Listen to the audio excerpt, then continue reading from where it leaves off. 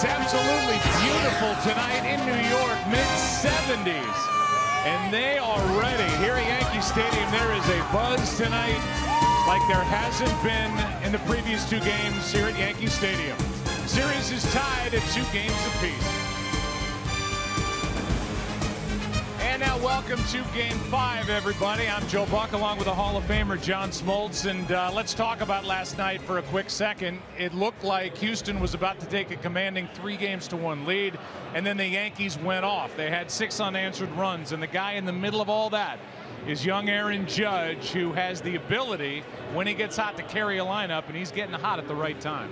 What a difference a couple days make, and what a difference home makes for Aaron Judge. It was a rough go on the road, and it was a rough go for the Yankees, but this guy makes their offense click. A homer in the 7th inning got it started, but it was the double in the 8th, tying it up. Aaron Judge on the road and home, severe difference. And right now, one more home game would go a long way for the Yankees if they're going to upset the Houston Astros. Yeah, you see the numbers for Judge, home and road. You see the numbers for the Yankees, home and road, where they're undefeated this postseason. Meanwhile, let's talk about Houston. If you're the Astros, yeah, you don't feel good that you lost the last 2 games.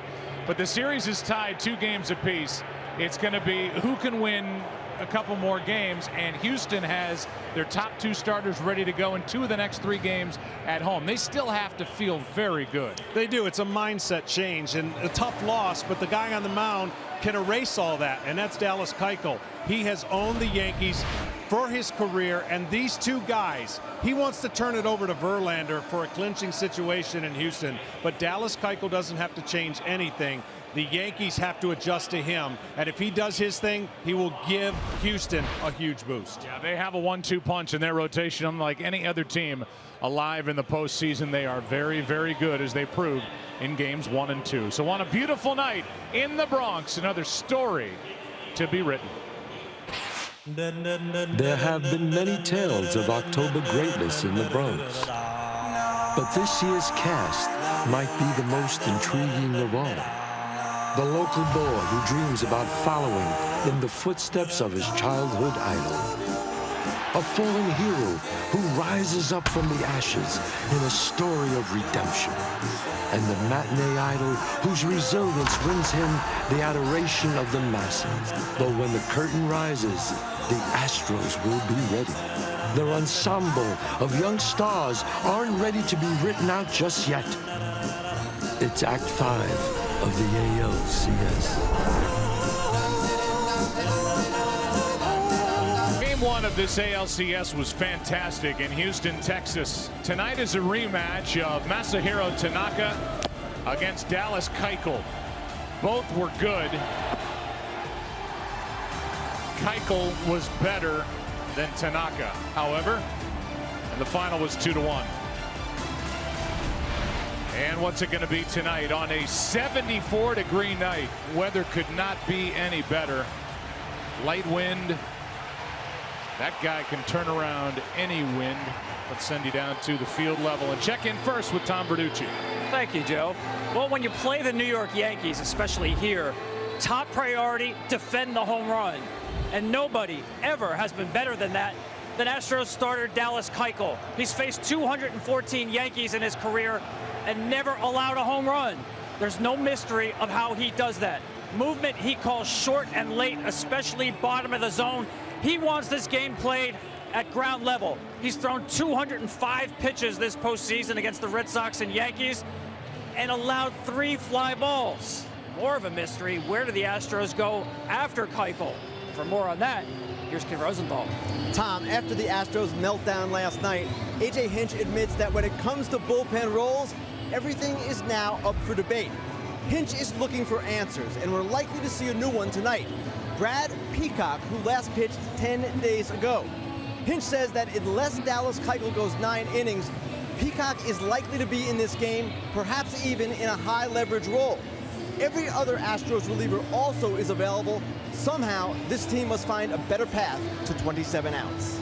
All right, guys, enjoy the weather down there. By the way, a special thanks to Yankee fan Chaz Palminteri. He wrote A Bronx Tale. Classic 1993 film is playing on Broadway. He voiced that rollout for us, and with that unmistakable sound set us up for this game 5. Great line from that movie. Now yous can't leave. Doors to the bar were locked and all heck broke loose. Is heck going to break loose tonight for the Houston lineup? Well, this postseason, there are the averages with Springer to lead off. Josh Reddick bats second. Jose Altuve hits third. Correa, Gurriel, Bregman in the middle. Beltran, Marwin Gonzalez, and Brian McCann bats in the number 9 spot. This ALCS, the Yankee pitching has shut down that lineup to a tune of a 153 batting average. Here is the right-hander Masahiro Tanaka, who's been on a nice streak. And this postseason has been very good. He's thrown 13 innings, allowed 2 runs on 7 hits, struck out 10, walked only 2. Yeah, he's been great, and the timing of when he's been great has worked to the Yankees' advantage. And he's just got to keep the formula successful, meaning keep the early innings with zeros. That's what the Yankees have done here at home. And for the Astros, they've got to get this guy going, Springer. We got to get, as the Astros go, he goes, and the offensive traffic on the bases. These are the things that I'm looking forward to tonight in the execution on both ends. Top 2 hitters in this Houston lineup, but combined 1 for 27. And that's in front of Altuve and Correa. Check swing on a pitch down and away, ball 1. It's Springer, Reddick, and Altuve against the 13-game winner during the regular season, Masahiro Tanaka.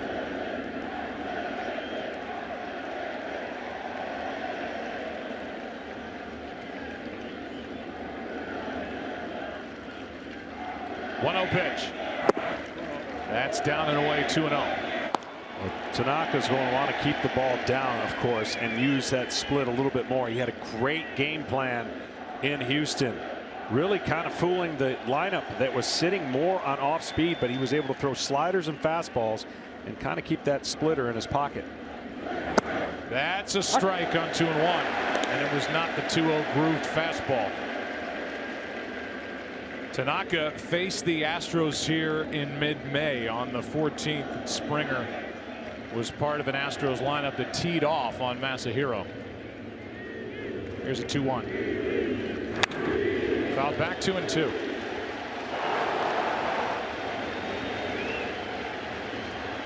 You look at the pitch selection from game 1. I know this stood out to you with the splitter only used 16 times. Yeah, it's amazing, and it's a good game plan that he and Larry Rothschild came up with and why they were successful. It was 2-0. Now it's 2-2.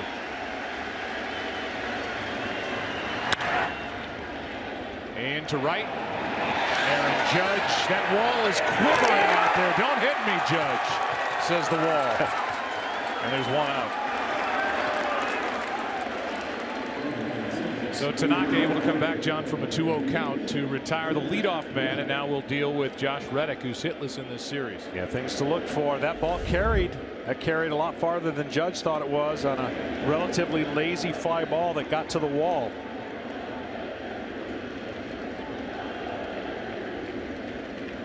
Now Judge moves more to his right toward right center field as Reddick waits for the first one. Outside, ball 1. Tanaka at home here at Yankee Stadium, 10-5 this season with an ERA of 3. Since the All-Star break, he has been devastating here at Yankee Stadium. 6-1 in 7 starts. ERA just over 1. That's a strike, and the count 1-1. And that's all in, including the postseason home and road.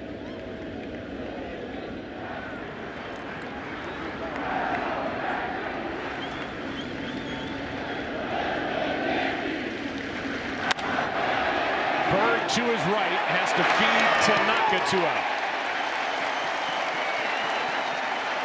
So important when you were down 2-0 and the Yankees came back and have tied this up. It's an emotional swing. You start feeling much better about your chances. So as a starting pitcher, you just want to continue that mojo and not allow the Astros to feel comfortable at all at any point during the game. And Tanaka, CC, all the Yankee starters have been able to do a good job balancing. Even Sonny Gray was outstanding yesterday, keeping this great lineup off balance. Now Altuve with the bases empty, 2 out. I know we've shown a lot of home and road. The numbers in 14 career postseason games are surprising for Altuve, this great hitter. A .435 average at home. 3 homers, 8 RBIs on the road, .219. No home runs, 2 RBIs. See if he can figure out Tanaka. Strike 2.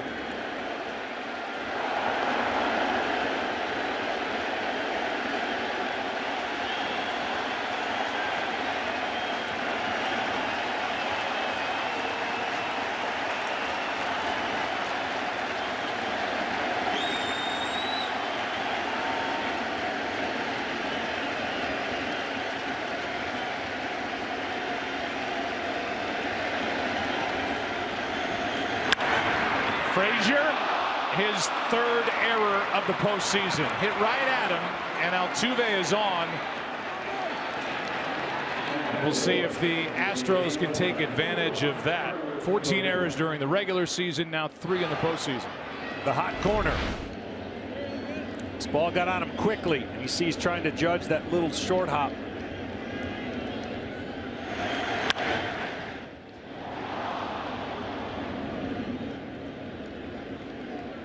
First skip off the grass, then goes to the dirt, through the wickets.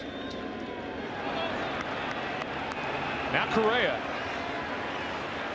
Yankees kept him off base last night, only the 2nd time in 24 games against New York that they've been able to do that. This kid is a 23-year-old stud.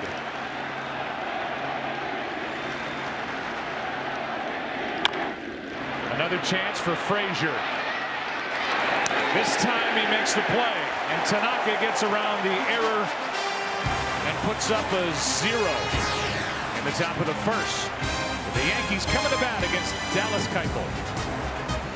Will be Gardner, Judge, Sanchez, the top 3. That's Brett, Aaron, and Gary. Gregorius, Hicks, and Castro in the middle. Greg Bird, Todd Frazier, and Chase Headley. He was one of the heroes last night off the bench. Joe Girardi, that bottom number 182 is the career average combined for this Yankee lineup against Dallas Keuchel, and that would figure when you look at these career numbers against New York. 6-2 and an ERA just over 1. He's beaten him twice in the postseason. He ties up Gardner, and we're underway in the bottom of the 1st. Sometimes as a pitcher you think you got to do a little bit more or be different against a team that you're pitching back to back in a series, and you really don't. You don't need to overthink and overdo anything. Just execute where you have been. That has given them the most fits. That's back to Keuchel. Nice play to start his night. 1 out. Astros have their typical look defensively with Marwin Gonzalez out in left, George Springer in center, and Josh Reddick in right. Around the infield, it's Bregman, Correa, Altuve, and Gurriel. Brian McCann does the catching for Keuchel, and that combination tied the Yankee hitters in knots. 4-0 in his career is Dallas Keuchel in the postseason as a starter with an ERA of .7. He made 1 relief appearance back in 2015 against the Royals. Didn't go well, but as a starter he's been incredible. Here's Aaron Judge. Boy, it makes a big difference, not only when you have this huge bodied guy at 6'7", 260, 270, more locked in, more sure of himself, but in that number 2 spot, when you can cut down on strikeouts, it really helps a lineup. What goes on before and after this really important position for any team. That barely missed, and the count 1 ball, 1 strike. Well, Joe, in the first half, a lot of pitchers were afraid to make mistakes, and why not? 34 or 30 plus home runs, and he was hitting a lot of mistakes. A lot of pitches in the strike zone. Then tired, fatigued, physical, expanded the zone. Pitchers league-wide got confidence saying, oh, I can pitch to this guy now. And so really what you have to be able to do is, it's a fear factor when he stands to the plate, but know there are places you can go and stay in those zones and see if he'll get aggressive again. That's just outside. Keuchel with a quizzical look in at the home plate umpire Jerry Meals, account 3-1. And as the playoffs has progressed, he has been better and better, even in his takes. Maybe not always in the results, but yesterday's a product of all that patience and work.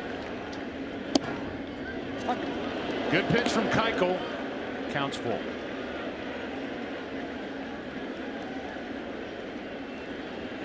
This 29-year-old Dallas Keuchel is not scared. Cy Young Award winner 2 years ago in the American League.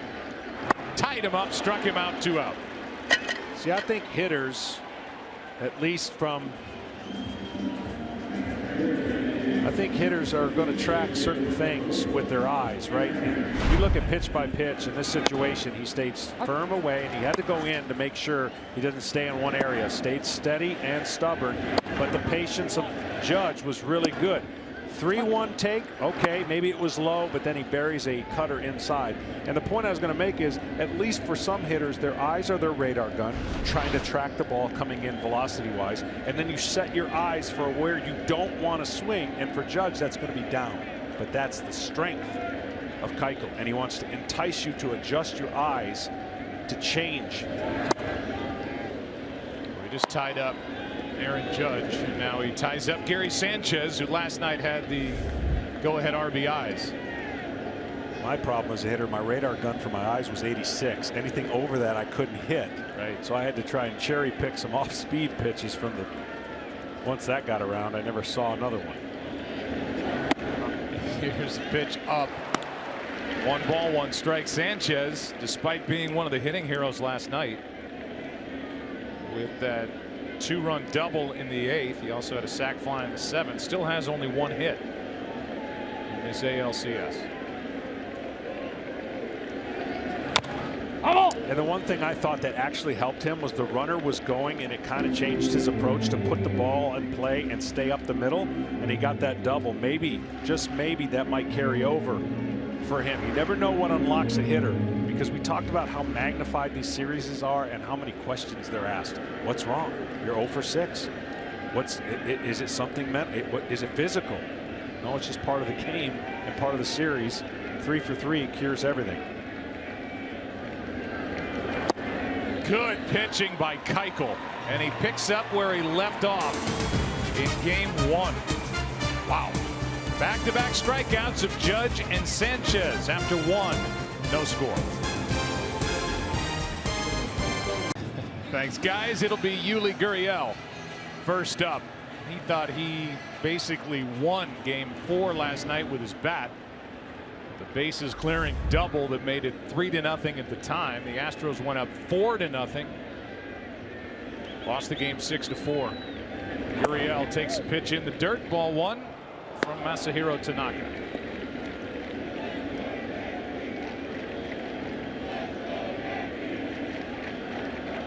Tanaka and Dallas Keuchel matching up for the 3rd time in the postseason. That wild card game in 2015. Game 1 of this ALCS as the count goes to 2-0, as it did on Springer back in the 1st. See Sanchez, he's a bigger catcher, obviously, trying to get as low as he can, spreading that leg out, trying to give him the target he wants down there. That's ripped into left field. It's going to get down, go to the wall, and Gurriel is going to coast into second base with a leadoff double. He stepped in, hitting .400 this postseason. Now he's 13 for 31, red hot. I've been so impressed with this guy, especially off of right-handers. He's got reverse splits. He owns the right-handers. Left-handers give him fits, and that spinning slider just stayed right in the zone. And we've already seen this kind of swing and how hot he can get. First series, he was on fire.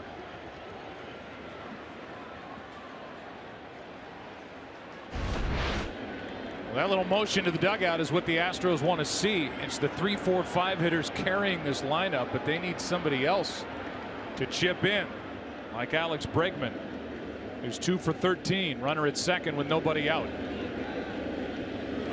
Strike one. I know Bregman likes the ball in and he likes to pull, but if he can discipline himself, the way that Tanaka pitches would give him an advantage to hit the ball the other way. You see where they're playing him basically saying, I don't think he can hit the ball the other way to get the runner over to third. Astros trying to strike first, as they have in all but one postseason game. Good at bat. Bregman fights it off, grounds to Bird. Over to third is Gurriel, one down. See, that in the clubhouse and in the dugout is going to be well received. In the year, maybe not, but that is a huge at bat when you're on the road and you've got one of your aces on the mound. Give him the lead, let the next guy get it done, and that next guy is the veteran Beltran. Through 4 games of the division series and all but one of this now 5-game ALCS, the Astros have scored first. Infield creeps in about halfway. Frazier close to the bag at third, and the batter is the DH Carlos Beltran. Strike one. See, I'd have a bonus system as far as how I evaluate a player on the year based on stuff like that. That would go in as a hit. I would reward a player for playing the game the right way in situations that you need. And in this case, putting the ball in play is essential for Beltran.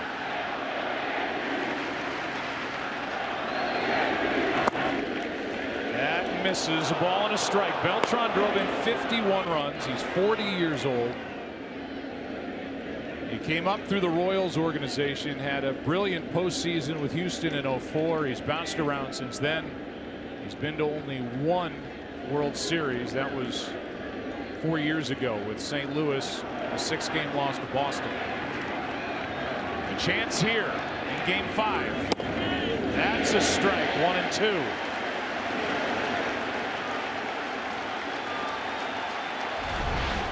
Well, this ball's outside, but it gets called a strike. So what do? You go further outside, or you drop that split away. It's going to force the hitter to think that that previous pitch, that he remembers the location. See what Sanchez and Tanaka decide to do.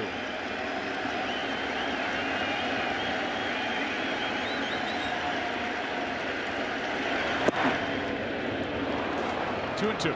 Just didn't get it close enough. That's the key to pitching, in my opinion. When a guy gets a call he doesn't like, or he makes a swing that he wish he would, go back to that area and steal an extra inch. You got to make it look close, though. That just reset him. The ball in the dirt resets the vision that he had with the previous pitch.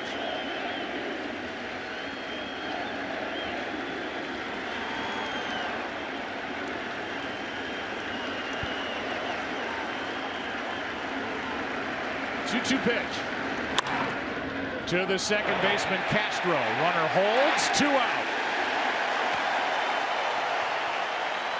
Infield was in, and Beltran grounds out. Gurriel stays at third. Infield was in, and an easy decision by the runner because it was hit exactly where Tanaka wanted him to hit it. Strikeout or a ground ball right there. And now 2 outs. 2-out runs were a theme for the Yankees. The Astros would like to start contributing if they could with 2 outs. And it's going to be up to Marwin Gonzalez, who had the career year. 23 home runs, 90 RBIs. Hit .303, but 1 for 12 in this ALCS. Little bit of pressure on Sanchez with a runner on third here. Ball in the dirt. Good pitch for strike one. Just to further that, Gary Sanchez tied for the most passed balls this year across baseball with Yasmani Grandal of the Dodgers. So that's in play here with a runner at third, 2 out.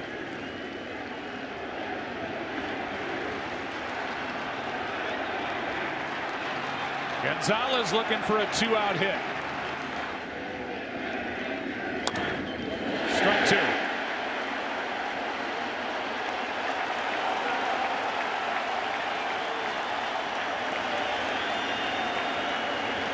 Gurriel, this is where you look.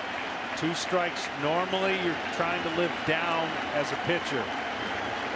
got to get an aggressive lead and look to any opportunity that the ball might squirt. If you're Gonzalez, you try to not swing at that pitch. Easier said than done. Tanaka, one of the best at getting the chase.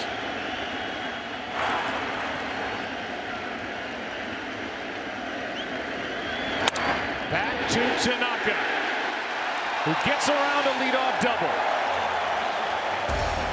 Houston's left 2, bottom of inning number 2. No score in game 5. Welcome back to the ALCS, presented by Camping World on FS1. Bottom of the 2nd inning. Dallas Keuchel, impressive in the first. Thought he might get a lead after that leadoff double by Gurriel in the top of this inning. Tanaka got around it. Gregorius takes a strike, drills the inside corner. He'll be followed by Hicks and Castro. Anybody gets on Greg Bird for New York.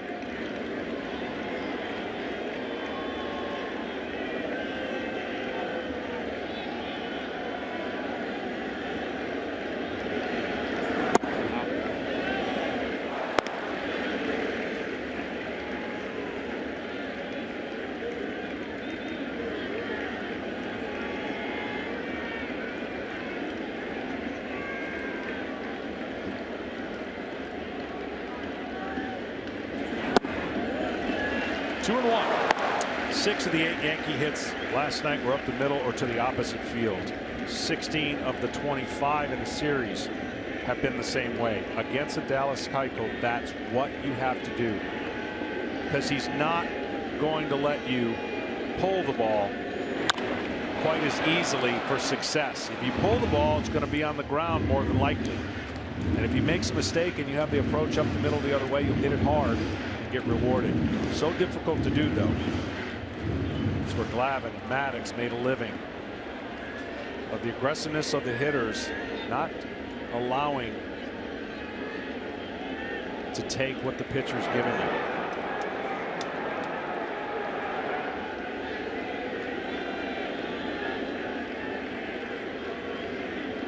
Two pitch. Got him down and in, and that's 3 consecutive strikeouts for Keuchel. Our Volkswagen Atlas road to the postseason for Dallas Keuchel. We focus on the numbers in his career against the Yankees. 6-2 in 8 starts. The ERA just over 1, has not allowed a home run. That includes the postseason. He won the 2015 wild card game here at Yankee Stadium. And he won ALCS Game 1 by going 7, allowing no earned runs, 10 strikeouts. And he was backed up by Justin Verlander in Game 2. And there are the numbers for lowest career postseason ERA, minimum 4 starts. That's what Keuchel's made. This is number 5. Here's one to Correa. Good play, and got him at first as Aaron Hicks is retired by Carlos Correa. Made a tough play look relatively easy. There's that ground ball and a much better approach, almost up the middle. And Correa, such a gifted infielder, both with size, power, arm. Gets rid of it as quickly as he can in the stretch. Bigger than normal shortstop right here, but can do it. And determined to stay there. Alex Rodriguez is back in the studio, probably thinking, good luck, kid. Batter is Castro. Bailed out of what was a rough game last night with that comeback by the Yankees. Castro committed 2 errors, was hitless. 2 runs in the 7th, 4 in the 8th. Chapman nailed it down. And a 6-4 win.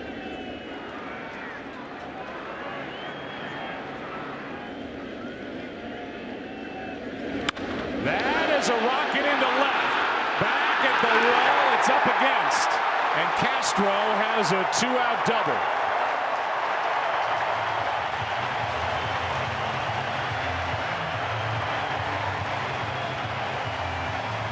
Well, Yankee hitters might not get a lot of opportunities, but you can't miss the opportunities you're given, and tries to get the ball in but the ball is away and right in that sweet spot. Just a little too much topspin, keeping this ball in the ballpark.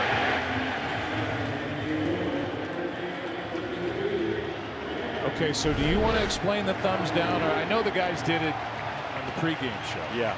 Citi Field, makeup game with the Rays. Mets season ticket holder. I believe he's a season ticket holder.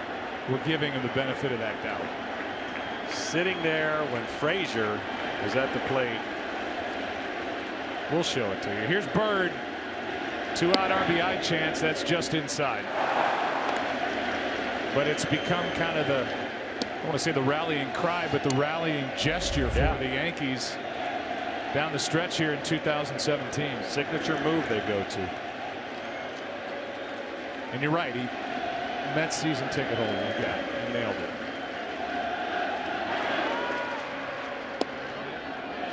Here it is. Todd Frazier, Citi Field. Nope, he didn't like it. And it made it onto the internet, and then, well, everybody picked up on it, as usually happens in this great game, and so they all do it now. That's Gary, by the way, who gave the initial thumbs down. Bird puts the Yankees on top. We'll see more thumbs down as they grab a second inning lead.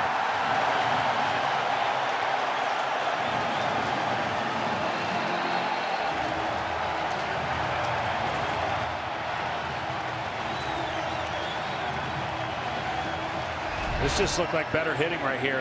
When I first saw it, it looked like he got inside, and he did. He stays inside, keeps it fair, had a hittable count, took advantage of it. Gary, a little more airtime for you there, pal.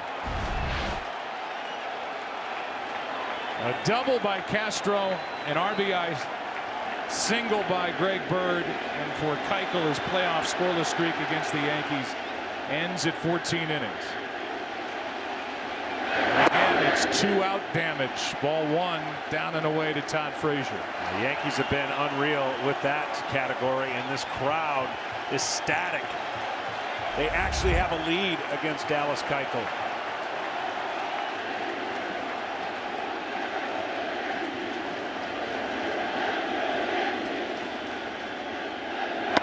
That's a strike.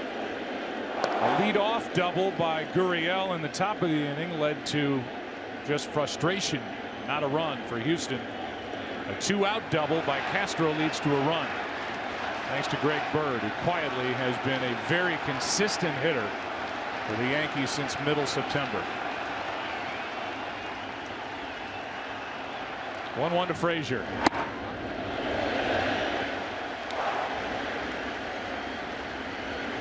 Bird, you could argue, has been their MVP the last 3-4 weeks. Big hits, catching up on what he missed most of the year. Timing of a swing.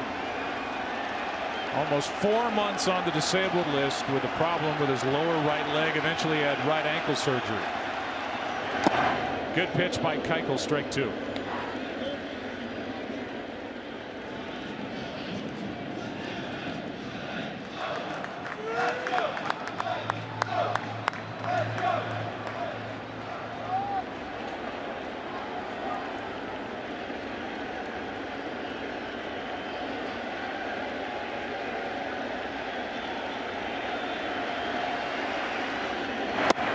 Inside corner, struck him out. 4 strikeouts for Keuchel, but a run for the Yankees. Castro a double. Bird the RBI single. And from Gary at Citi Field to Bird at Yankee Stadium. 1-0 New York.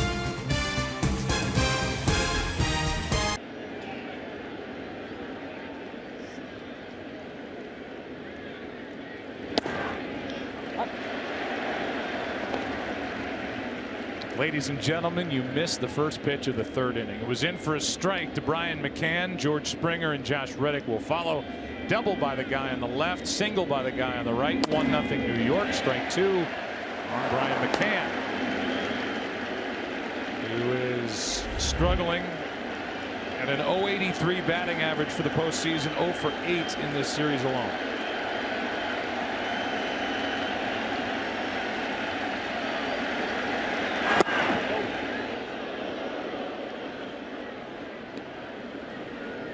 I think we've seen a little frustration from Dallas Keuchel with the home plate umpire already. Talked to him both times coming off the mound, after the first and after the second. There's a 1-2. Right off the end of the bat.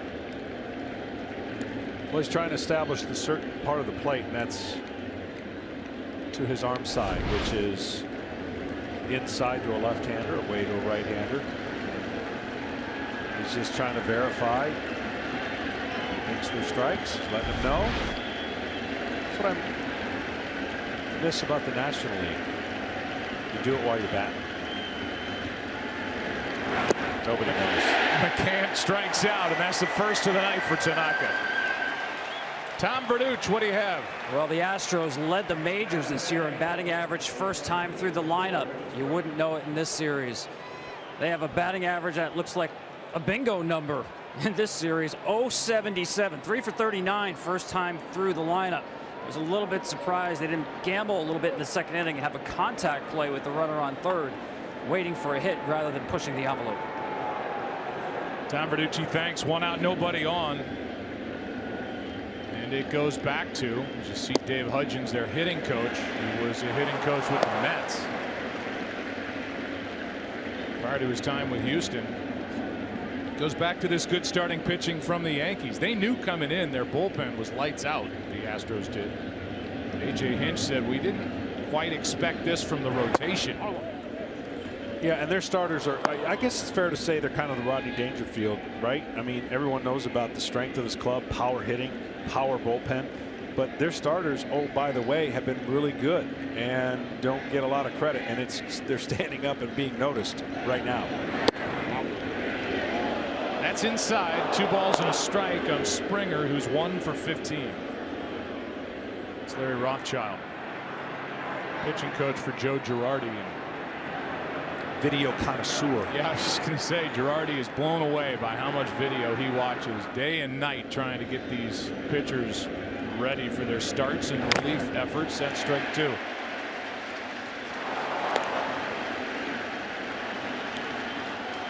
And great game plans are great. You got to have them, but executing them is so much better. And that's right now what the Yankees have been able to do. I mean, this team doesn't strike out the Astros, and they already have 5 strikeouts in the 3rd inning. Here's a 2-2.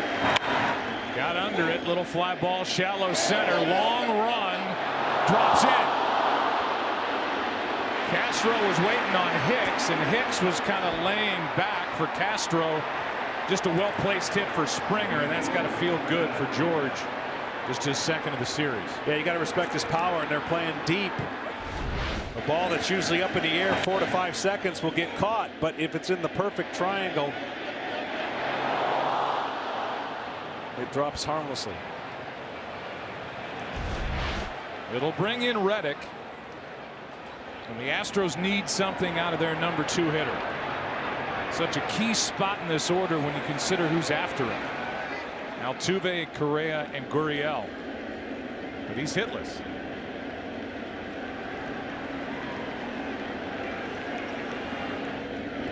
A lot of managers, John, talk about wanting damage in that number 2 spot in a lineup. I think that's evolved over time. The number 2 spot for Houston has not been coming through for A.J. Hinch. Yeah, he had a great year, and he's just looking to try to get close enough to that 314, 315 batting average.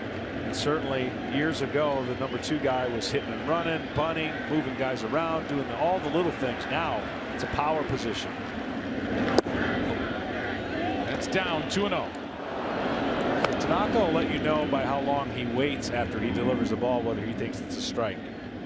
Obviously, English is not his first, and you don't ever see him saying anything or barking. So that mannerism of how long he waits after he throws and delivers, that's his way of letting you know he thought it was a strike. Behind on the count to Reddick here. How about these 2-0 pitches? If you're expecting a 2-0 grooved fastball for a strike, you're not getting it from Masahiro Tanaka. Yeah, it's been great. Expect the unexpected so far. He's reversing the trends and staying away from the middle of the plate for the most part.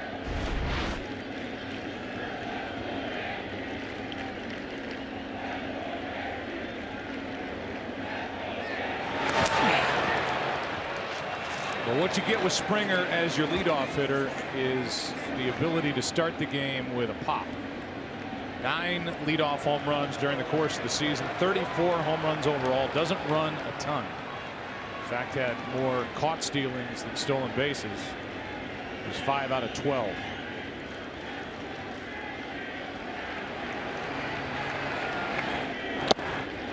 Strike 2. I mean, we already mentioned it, what he's been at home since the All-Star break. But how about this? Versus Houston, he's 0-4 in his career with a 7.62, 53-26 against the rest of the league with a 3.34. So Houston has had his number, but Tanaka is a different pitcher. He was in Houston. He has been here at home so far.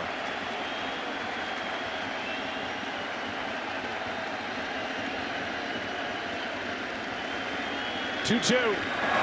Full count.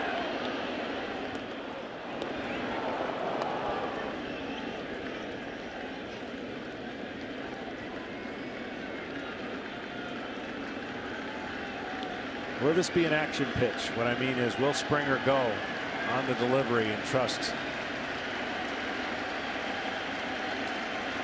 Reddick? Springer is drawing a throw. So Tanaka and the Yankees were thinking along those lines with you. Sure looked like he was getting ready to go. Sanchez takes a lot of heat for his catching abilities. He's got a great arm. Cannon.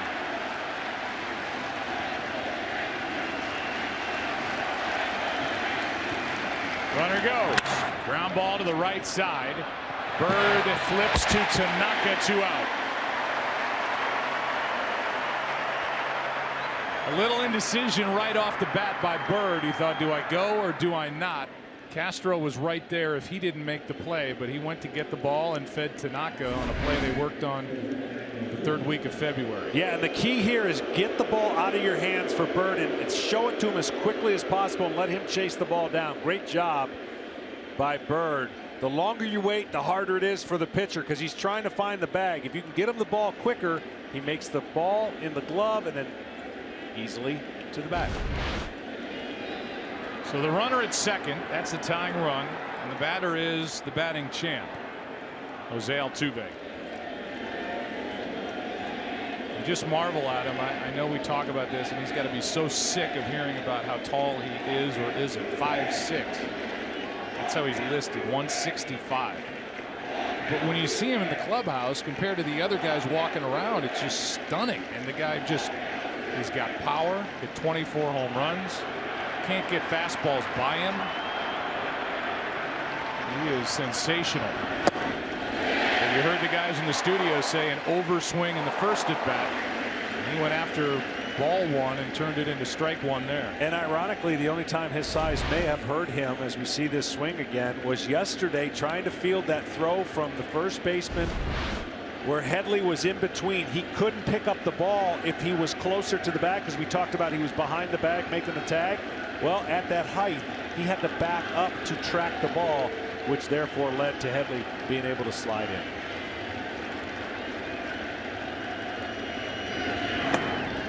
This time Altuve lays off. First time Jose showed up at a Houston tryout camp in Venezuela, they sent him home because they didn't believe he was old enough to be there. Came back the next day with his birth certificate. A couple hours later had a contract, a $15,000 bonus, and I think the likely AL MVP and would be the second from Venezuela. Miguel Cabrera the other. It's fun to watch. 1 ball, 1 strike. Runner at second, 2 out. Frazier gets the hot hop, gets the out, and Tanaka through 3. Leading by 1.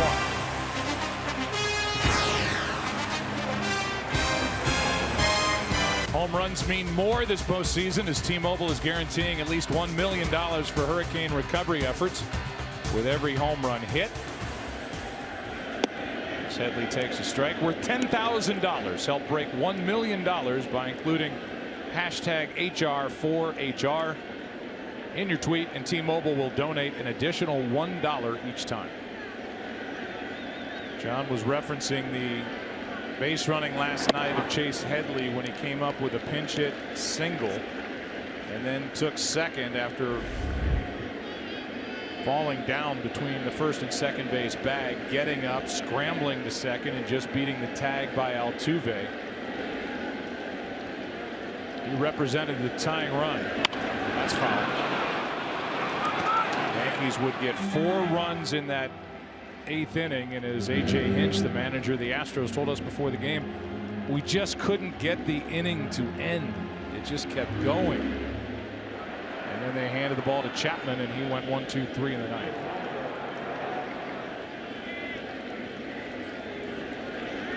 Keuchel, as Headley set up, he struck out 4 and allowed 1 run on 2 hits.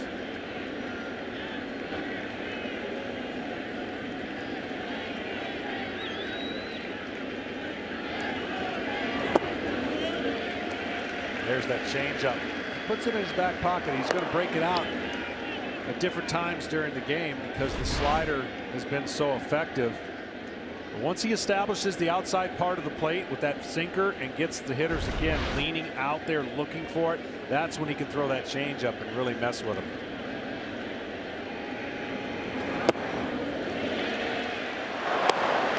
Full count.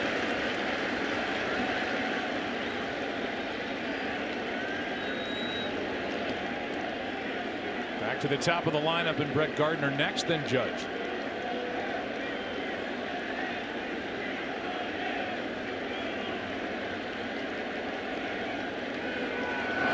Into center, Headley is starting to get hot.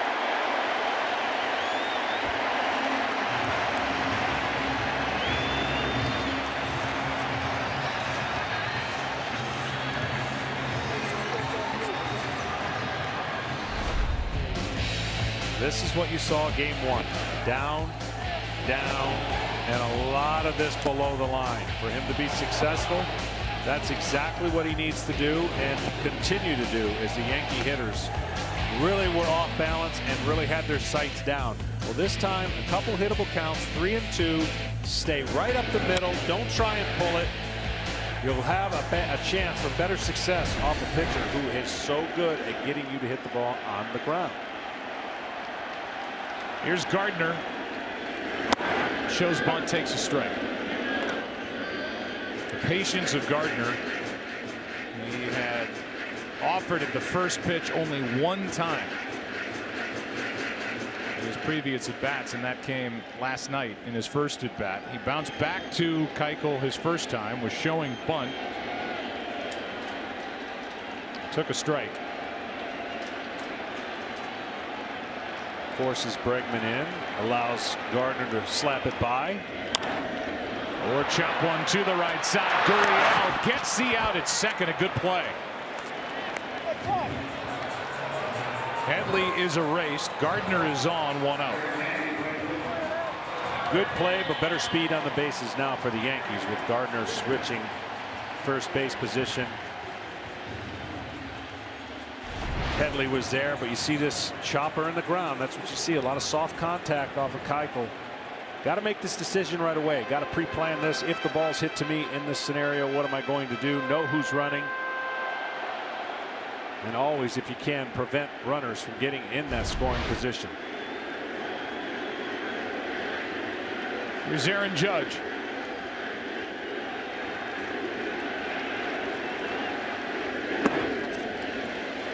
Does he love hitting in this ballpark?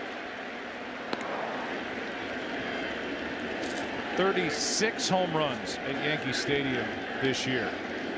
And last night in the 4th threw a walk, homered in the 7th, an RBI double and a run scored in the 8th.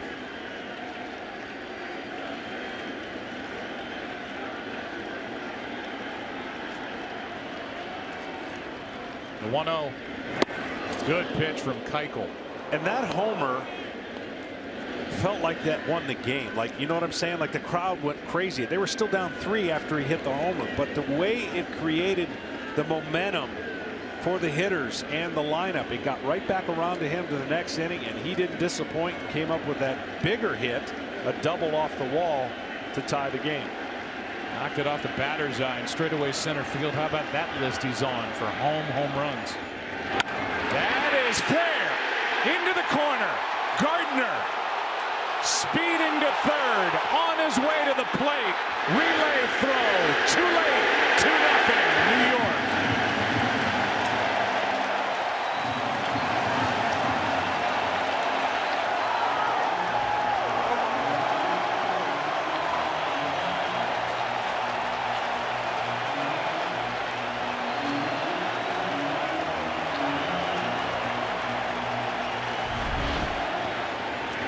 Confidence is an incredible thing, and once you start feeling it, things start feeling like they're going your way. Just outside of Bregman's reach, down the line. And the speed I talked about, switching guys at first base, definitely came into play there. Headley would not have scored. Gardner did.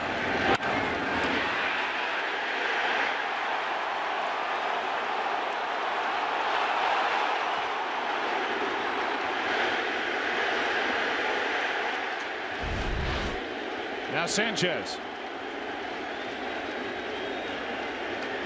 You know, I'm going to bring this up, and I know it's still an open wound with you, but I bring it up for a reason. Not to talk about the '96 Atlanta Braves, but to talk about the '96 New York Yankees, who came back after dropping the first 2 games at home to your team to win in 6. That was the beginning of Jeter and Posada. Girardi was the catcher on that club, and Rivera and Andy Pettit and all, and who knew what was to come. But Yankee Stadium was a place nobody wanted to go playing. And I know you took the first 2 games there, but Joe Girardi said after last night's game, this ballpark that opened in 2009 is starting to feel like that old Yankee Stadium. Yeah, exactly. The crowd has been in it. The crowd started really the desperation of game 3. Down 2-0 to the Indians. And those next 2 nights, the players talked about it and what it did and how it helped them get back to Cleveland.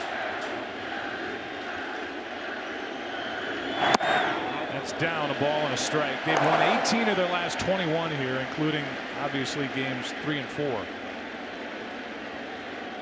And one thing that Joe Girardi pointed to, he said, you know, you're starting to see cups of beer fly around in the stadium. Not that that's great, but this place needs to get dirty a little bit. The stadium's so pretty and pristine. Old Yankee Stadium had such grit. As that's a swing and a miss, strike 2, and it just has that feel. These fans are so into it with this young team that's easy to like. And again, that game yesterday has so much carryover into a pitcher you know you're facing today that you've had no success. You start feeling like you're going to have success today, and it shows. The last Yankee loss at home was to this Dallas Keuchel in the wild card game.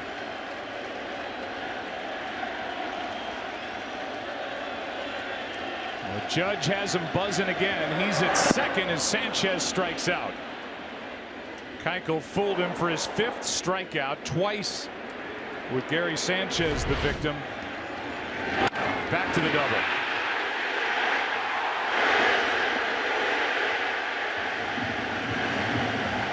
And they've been bouncing around in here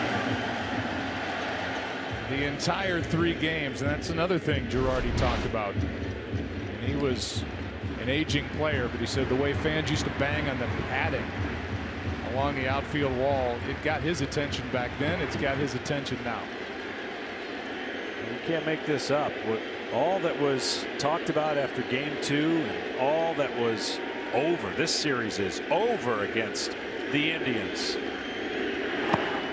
This team rallied, responded, and has taken all the pressure off of Joe Girardi, and he talked about it with passion on how that game, especially game 5, turn the page on what was a really rough game 2 for the Yankees.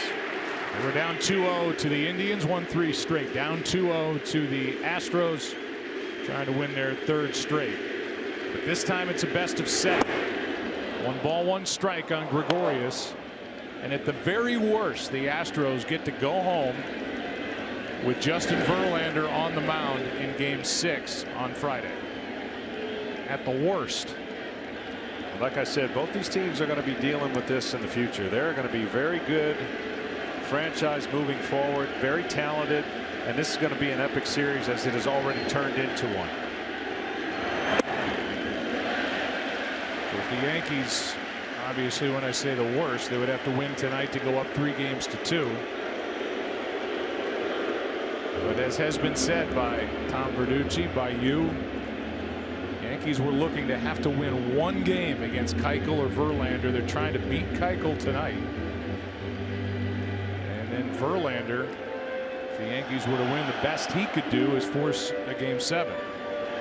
Just fascinating the way the momentum is completely switched starting in the 7th inning last night. I mean, on a dime. It was. No!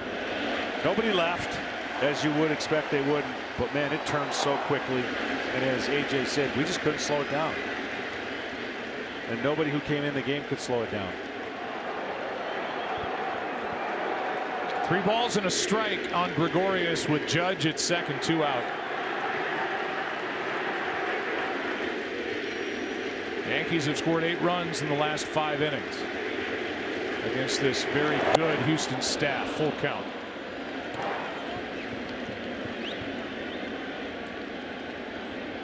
Last point about that, as AJ Hinch said, I'm going to do my best between when we met with him in the start of the game to go around and tell the guys, look, there are a lot of ways to get to 2 games apiece. Exactly.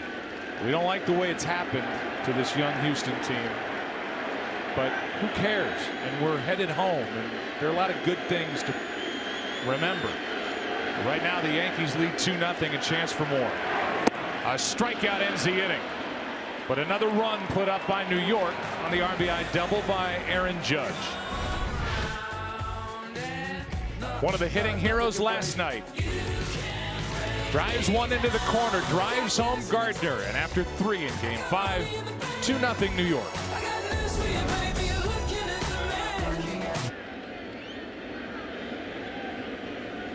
Two-0 New York. Middle innings begin. To start the 4th inning, a strike is into Correa. Gurriel and Bregman, the next 2 hitters.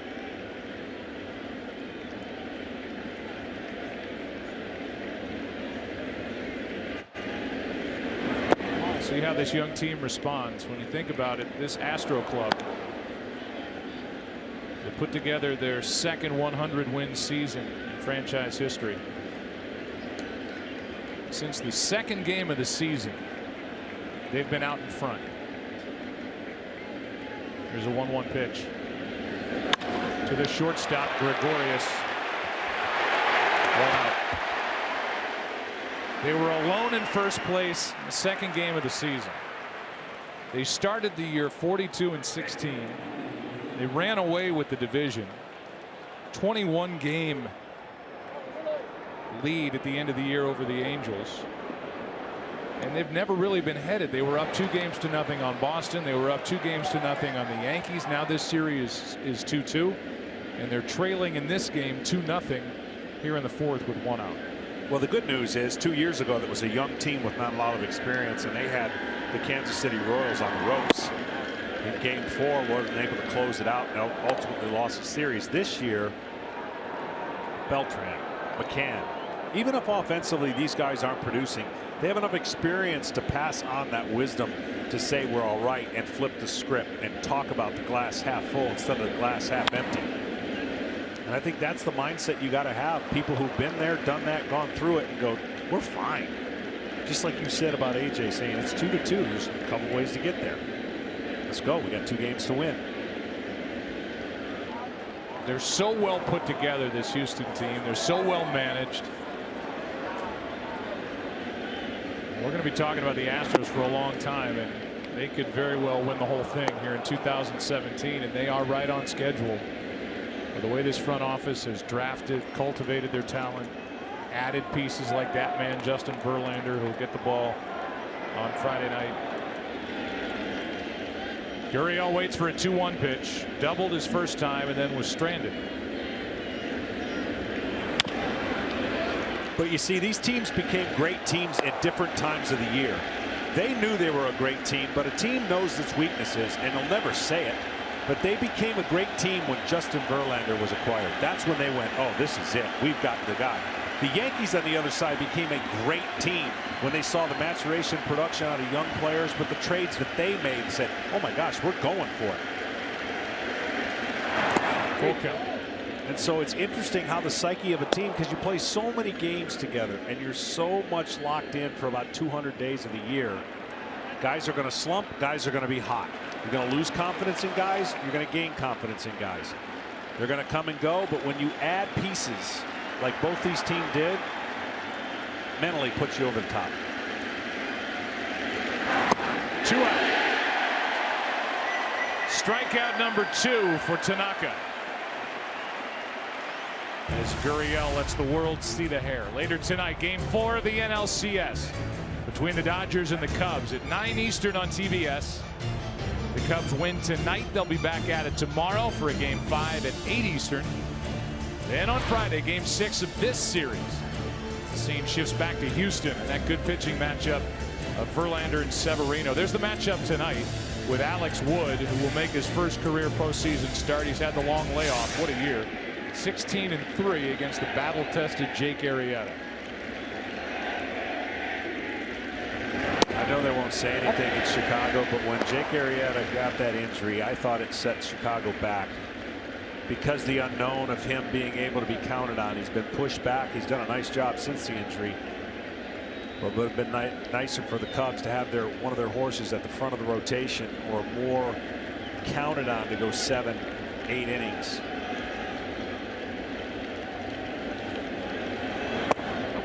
Ball and a strike to Bregman.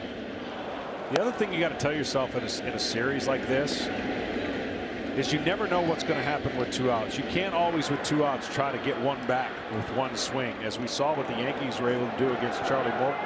Never hitting the ball hard, but maybe one time. And scoring all those runs with 2 outs. That's what's the beauty of this time of year.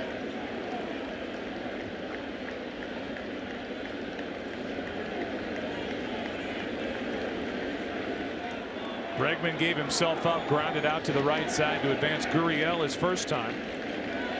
But Beltran couldn't bring him home. Now a 2-2 count. So we play here in the Bronx. They play historic Wrigley Field in that game tonight on TBS. Ron Darling, Brian Anderson, and Sam Ryan bringing you the action. Wood and Arrieta. Here comes a 2-2.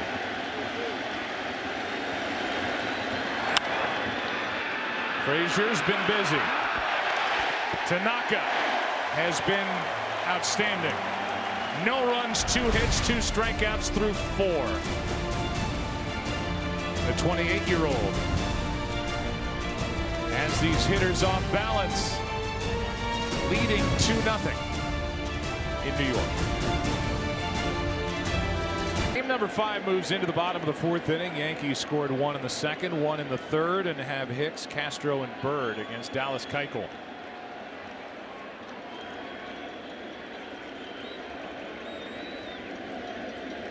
Aaron Hicks grounded out his first time.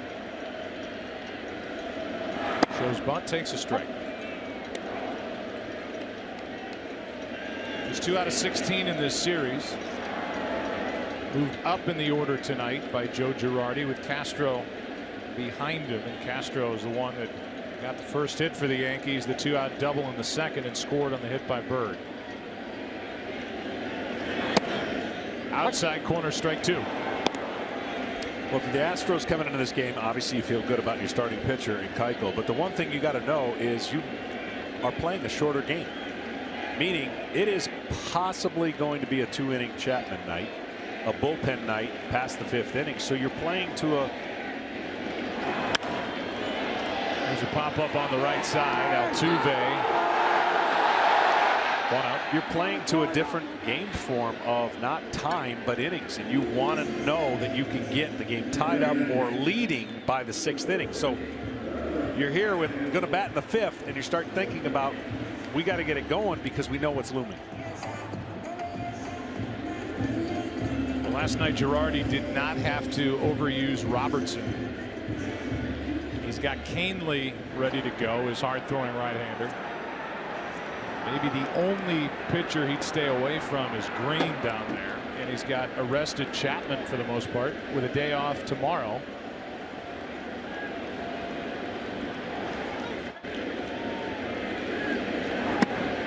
We're going to jump down to Ken Rosenthal in a moment after Starlin Castro does something here.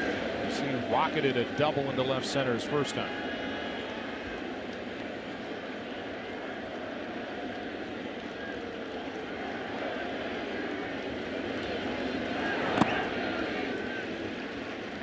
Keuchel has struck out 6. Wow, 2 runs on 4 hits. Joe Girardi told us before the game with regard to Keuchel, he said we expect to get a lot of the same that we got in game 1. We just can't miss the mistakes. He said there were pitches to hit, not many, but his hitters missed them. That's strike 2. Ken Rosenthal, you have more on that, I know. Joe, I talked to hitting coach Alan Cockrell before the game, asked him what the Yankees game plan would be. He said 2 things: be ready to hit and don't let Keuchel dictate the at-bat. Now, it's easier said than done. Cockrell's thought was hitters should look for a ball in the middle of the plate and trust that, and so far it actually is working. Castro hit a 1-0 pitch for his base hit, Bird a 2-0, Judge a 1-1. Now, John, it's the same kind of aggressive approach we used to see teams take against another master craftsman, an old teammate of yours, Greg Maddux. Yeah, for sure. It's why the playoffs is so much different than the regular season. You can dissect a pitcher and take away his strengths if you're disciplined to do. It's harder to do that, though, with the tension and all that's at stake at this time of the year. 7 strikeouts now for Keuchel. 2 out, nobody on. They give Bird all of the third base line and a lot of left field as they play him to pull. That's the same pitch he wanted earlier against Bird when the next pitch later he singled to right field, trying to bury the ball in on the corner, and then he can go to work against those left-handers if he gets that call.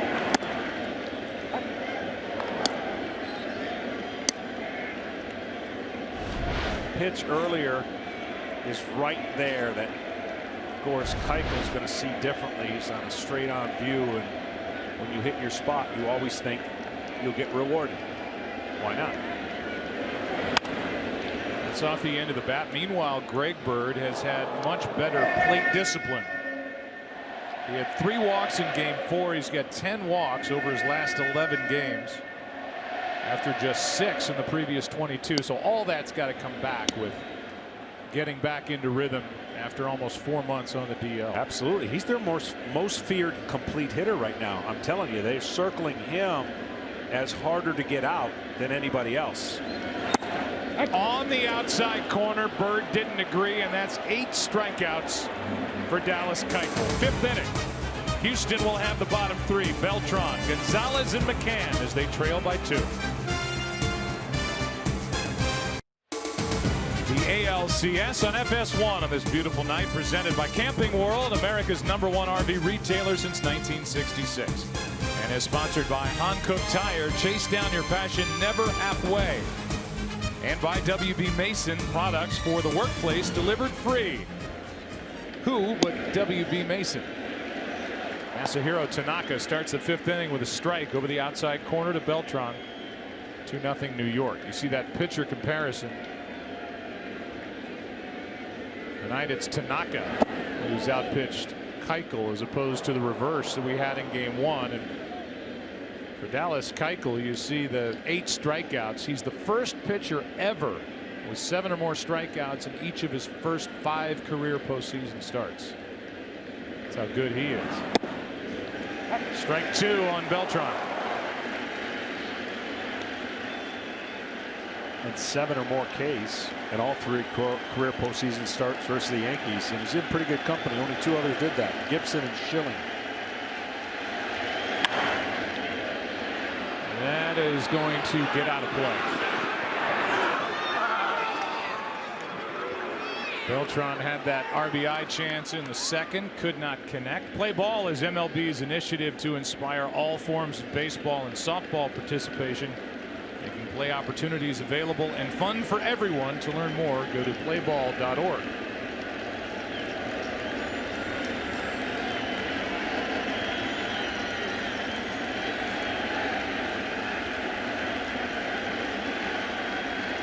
One-two pitch.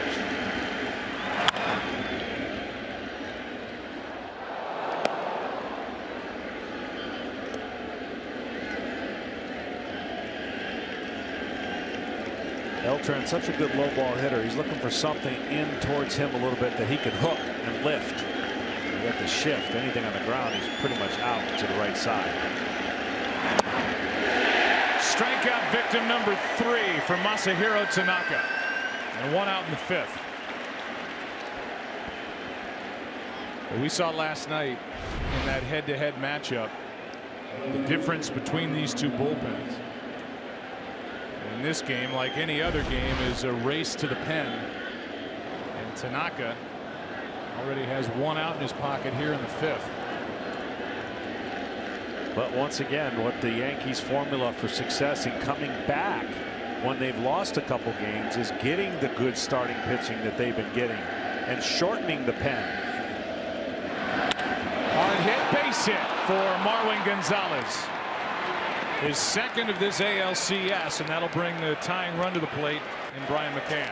If you think about it, the wild card game was a total, no one saw that coming. 8 2/3, bullpen wins the game. Then they have more innings pitched from the starters against the Indians, which no one would have seen that coming. Now, Houston had a leg up in the first 2 games by pitching 7 and 9, but since then it's been knocked out Morton. McCullers did a nice job, and they've jumped the lead on Keuchel so far. McCann struck out his first time. Runner at first, 1 out. Blocked by Sanchez, but Gonzalez with good base running down to second on the wild pitch. Nothing Sanchez could do. Gonzalez was ready. Yeah, he spikes his slider and it jumps off the chest protector to the right. Anticipation is what it's all about when you're on the field, whether playing defense or trying to go base to base 90 feet. Anticipate, read, react.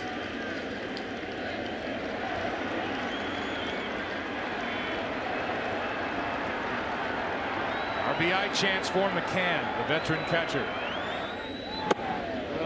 And you know what that does with getting to second? It makes it more difficult for Didi to be in a position where you would traditionally face McCann in that ultra shift. He has to give a little bit of attention to Gonzalez because he can't let him get a huge lead with Frazier way off the bag. Easier opportunity to steal third.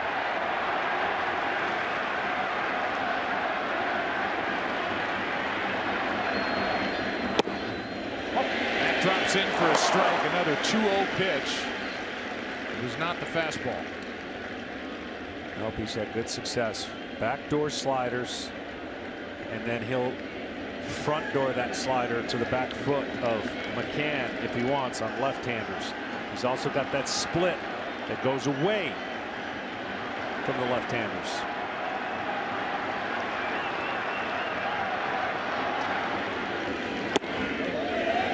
Ball 3-1 on McCann, who hit 18 home runs during the regular season and spent 3 years in Yankee pinstripes. Springer on deck.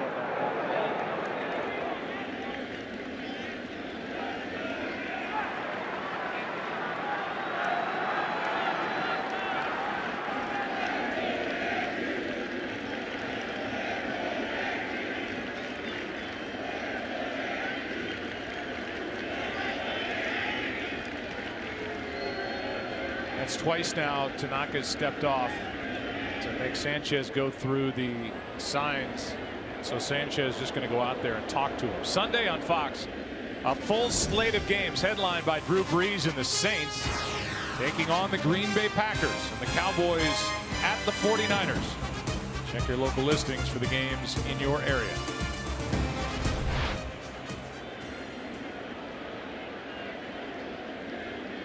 .74 degrees when we started, just after 5 o'clock local time.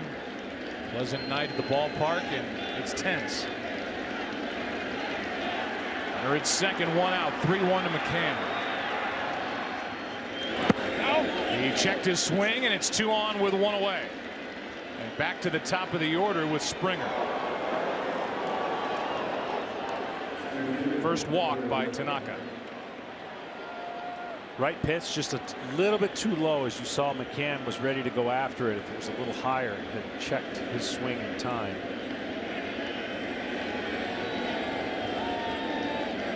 The Astros have been waiting for George Springer to connect with one. He got a hit his last time up.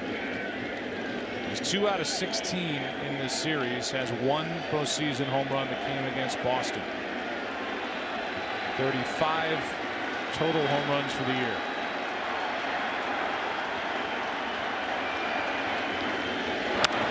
Strike 1. Just amazing. Been in so many of these and seen storylines change so quickly. This offense is as deep as it gets. Then you hear 4 games later, this offense is vulnerable. Doesn't matter who it is. This pitching staff, tough to beat.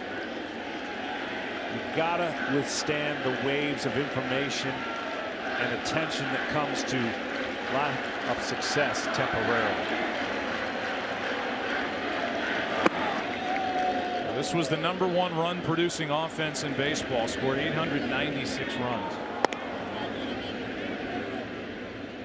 It was the #1 team with regard to average. They have the batting champion and that guy Altuve. They're good 1 through 9.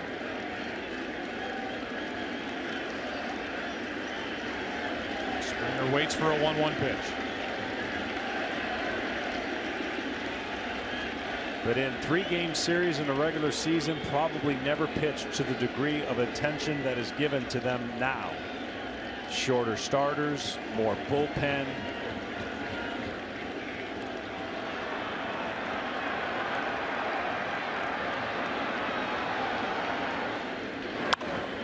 That will get out of play as well. Strike 2.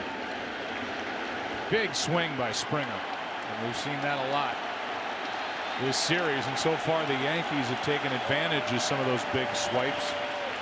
But when he connects, they go a long way.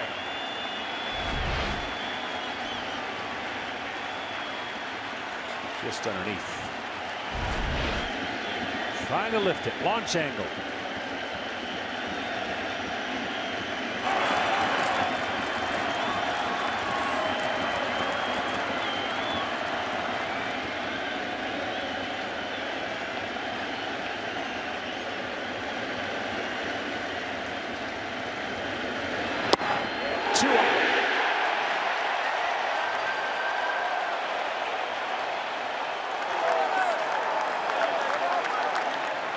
Tanaka sneaks a 95-mile-an-hour fastball right over the outside edge. What a great pitch. Just again, expect the unexpected. Maybe Springer looking for something off speed. Tanaka paints. Now Reddick. What a time for his first hit of this ALCS. He's 0 for 15. 2 on, 2 out. Strike 1.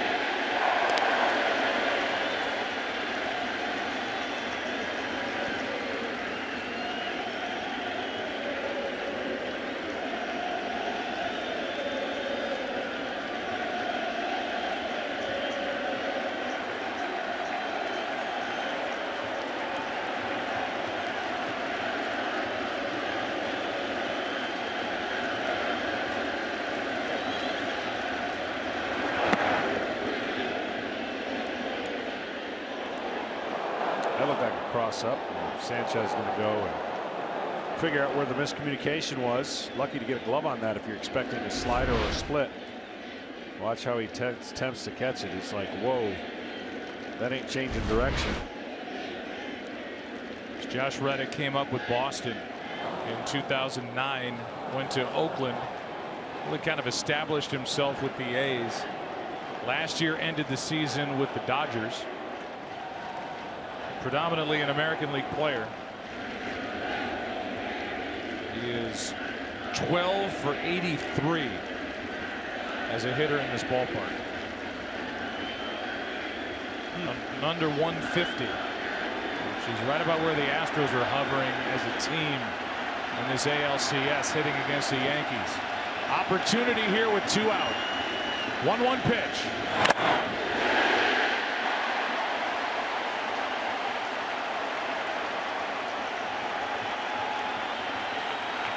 The Astros are going to have to do something to change the vibe, because the crowd right now, every chance the crowd gets into it, they're given a roar by something the Yankees have done. 2 strikes, they get loud.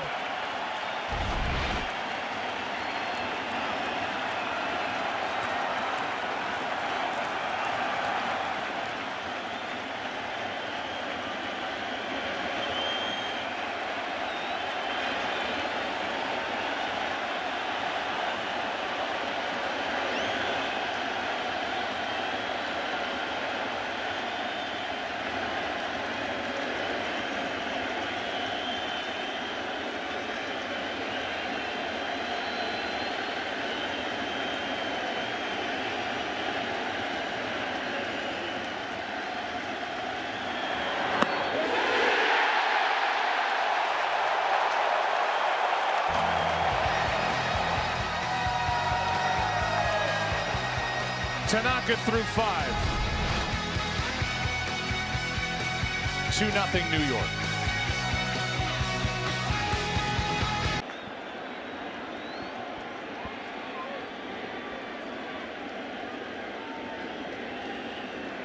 Eight, 9, and 1 hitters for New York as they lead by 2. Ball 1 to Frazier. Masahiro Tanaka was as visibly excited as I've ever seen him. He just struck out the side in the 5th inning, including 2 with 2 on. Got 5 strikeouts on the night and has allowed no runs on 3 hits. 1 walk. In the air to left center field. Off the bat of Frazier and into the glove of Springer, about 2 steps in front of the wall in a deep part of Yankee Stadium. Well, Tanaka knows everything from this point on is a 9th inning, meaning Joe Girardi had the bullpen up, and you see that pitch away, nowhere close, and he knows getting through 5 is huge. Any out he gets moving forward is a bonus, but he will not be allowed to get in much trouble with what's waiting in the pen for Joe Girardi. Switch hitter Chase Headley, the number 9 hitter, who's 1 for 1. Is 3 for 8 in this ALCS. Takes a strike. When you're pitching the day before the off day, you know what's coming. So don't give your manager a reason to pull you faster than you want to, because a rested bullpen with a day off means you can do more things than you typically would without the day off. What'd you say to Verlander the other day? On days after you pitched well like Verlander did in Game 2, you wanted to walk through the mall with your uniform on. Well, I didn't want to. I did. It was fun. No, yeah, that's how good it feels when you pitch a good game. You just show yourself around the city. Yeah. 1 and 2 on Headley. And then when it doesn't go so good, you do a lot of housework. Keep the blinds drawn. Yeah. That's us. Kenny and Tom down on the field. Joe and John in the booth, and a 1-2 count. Keuchel, Headley. Tough play. Bregman's been good. He throws low, and down to second goes Headley. Could be a hit and an error. And he's there with 1 out here in the 5th. Soft contact usually produces an out, but in this case, the distance that he had to go and the way he had to throw it off balance, the two just didn't work with the short hop, actually a big hop. It is a single and an error on Bregman, his first of the postseason. Hadley's 2 for 2 tonight, and 4 out of 9 in this ALCS.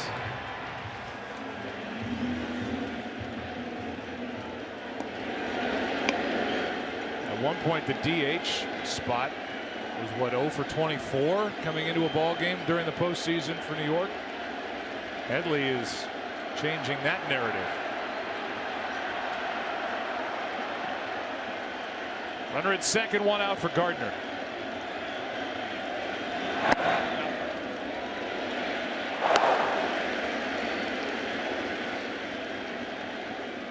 And out to the mound is McCann.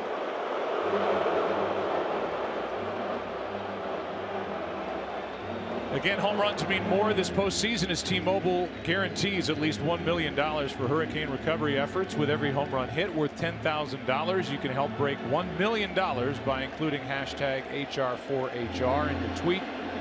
T-Mobile will donate an additional $1 each time.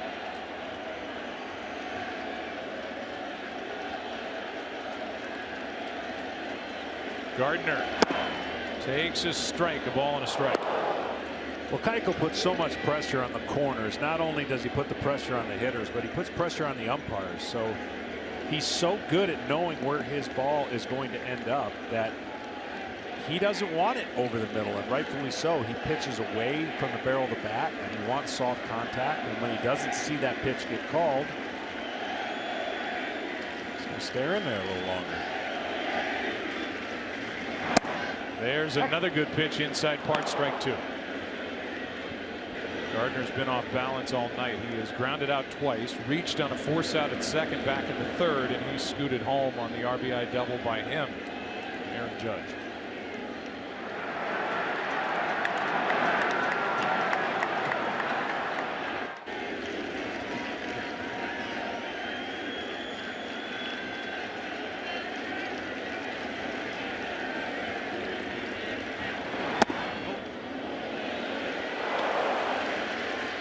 One thing every pitcher knows, at least the ones that have been through this before, you just can't waste a lot of emotion or energy that you've stored up for this type of game. So whether it's on the umpire or a particular play, you just got to be able to remain as calm and have the game be as slow as possible when you're processing the pitches you're making and the decisions you make.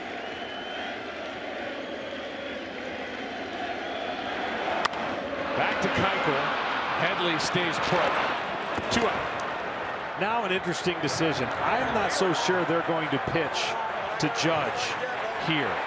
He has made himself known. I know that AJ has talked about, and he's going out to talk to Keuchel.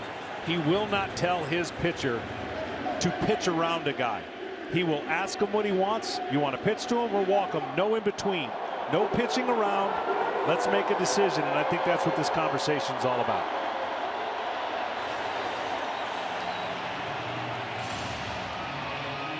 Put Judge on. It's 2 on 2 out for Gary Sanchez, who is 1 for 16 with 7 strikeouts in this series. And I would say that if Joe Girardi had Didi here, that might be a different decision for AJ because the left on left matchup. But this is what the Yankees are built around. Judge, Sanchez, monster power.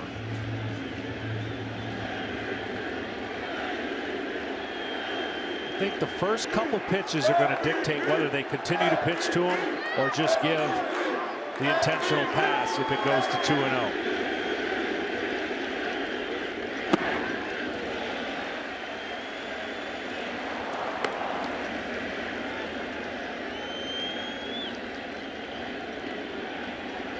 If this were not Keuchel or Verlander, the decision would have already been made.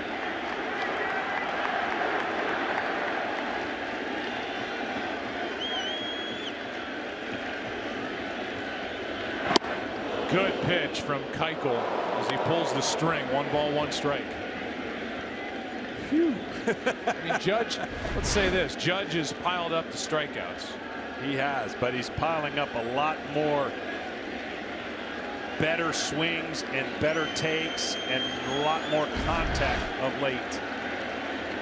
That's where I was going with it. He struck out 23 times, including once tonight. But he has not gone after a lot of bad pitches, as that misses down in the count 2-1.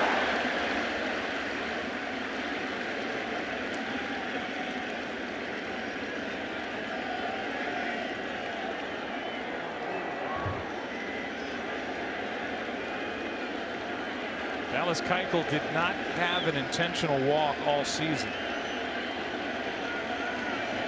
He's 2-1 on Judge. Now 3-1.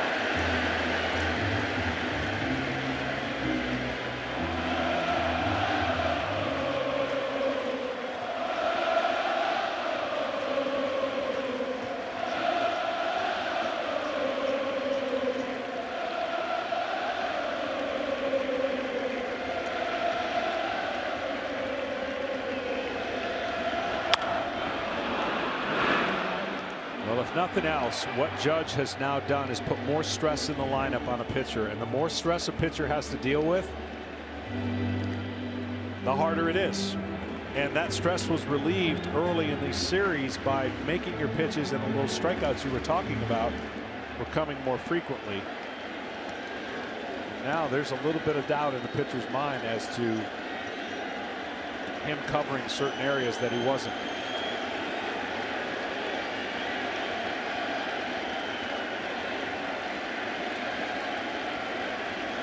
Keuchel trying to keep it 2-0. Judge trying to change that, and takes a walk. That is the intentional, unintentional walk. If Judge was willing to get himself out on pitches around the strike zone, they would take it, but they would rather face Gary Sanchez. Well, this is how he faced Sanchez earlier, to the tone of 2 Ks. The first one, he was able to bury it in under the barrel. The second one, he got it down below.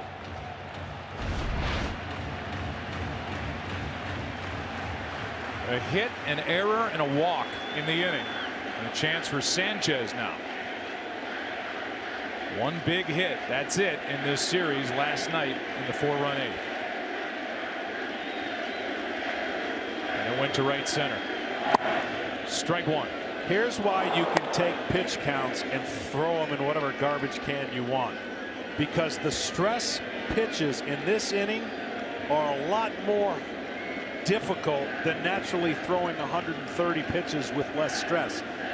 Not a lot of people take that into consideration when they just look at the quantity of pitches and go, oh, he can only go 95 pitches, or 100 is all he's got.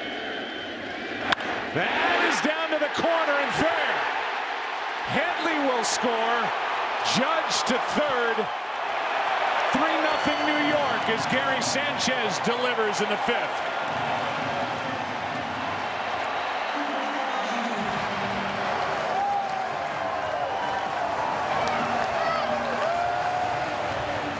What I'm talking about is the previous at bat bled over into this at bat.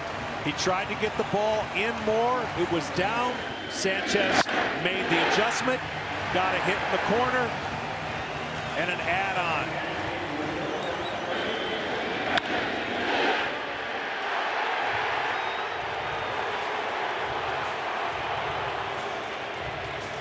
So they pitch around Judge.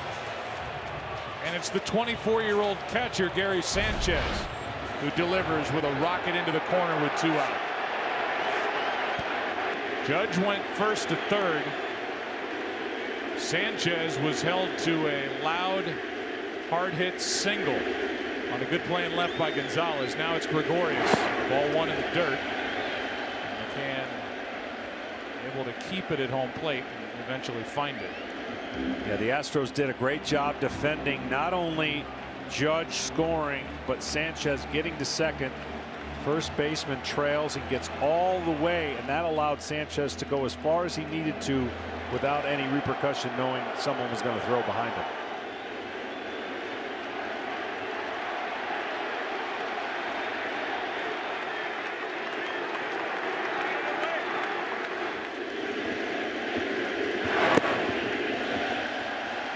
2-0 on Gregorius, who has struck out twice as well.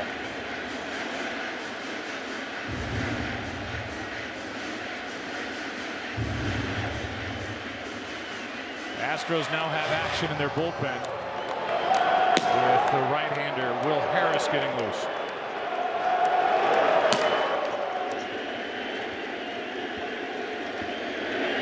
Hard hit and foul down the right field line.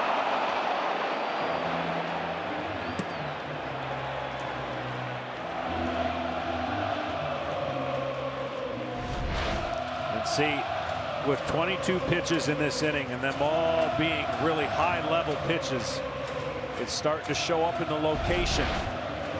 82 on this game is not many by numbers, but it feels like a lot more because of the runs on the board and the stress that the Yankees have put on Keuchel. Fastball by the bat of Gregorius compared to what he threw in the first game, 109 pitches, but it's a completely different feel because he had the Yankee hitters eating out of his hand. He did, and even though the score was 2-0, that naturally is stress in and of itself. But I'm talking about runners on constantly and having to pitch your way out of jams, or a runner in scoring position knowing that a hit scores a run.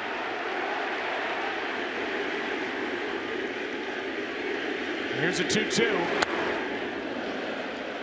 What every pitcher's looking for at this time of the year is which hitter's going to deviate his game plan, meaning be more aggressive. And if he's more aggressive, he says not as useful as if he creates fear, doesn't swing, and doesn't miss his mistakes. That's when it gets tough at this time to pitch to this lineup in this small ballpark. The 27-year-old shortstop, Didi Gregorius, on 2-2. Good block by McCann. That will allow Sanchez a head start over at first with a count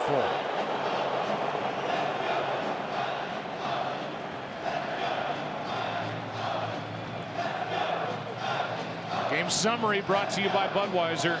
A matchup that we had in game 1, and so far tonight it's Tanaka who has outpitched Keuchel, as opposed to the reverse from what happened in Houston. Aaron Judge with an RBI double, his 10th RBI this postseason. And the pitching lines down below. Keuchel just trying to fight to get through the 5th.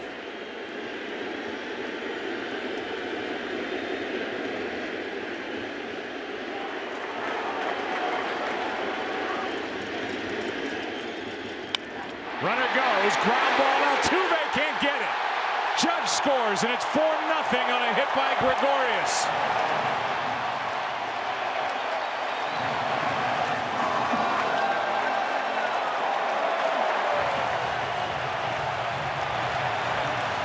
And that'll be it for Dallas Keuchel.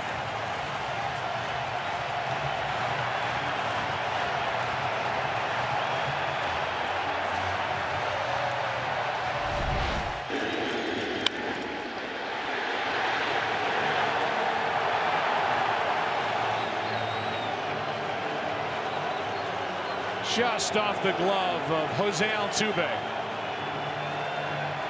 And the Yankees have a 4-0 lead here in the 5th. A chance for more, and they've knocked out their nemesis, Dallas Keuchel.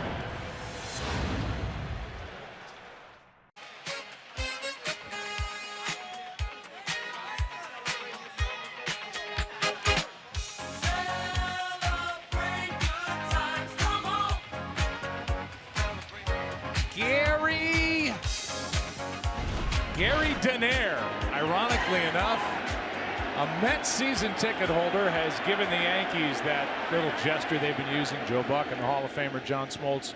Impressive all the way around tonight for the New York Yankees. It's a game of adjustments. The Yankees have adjusted after the first 2 games on the road. They have done everything you need to at home to put themselves in the best position to make it as difficult as possible on the Astros moving forward.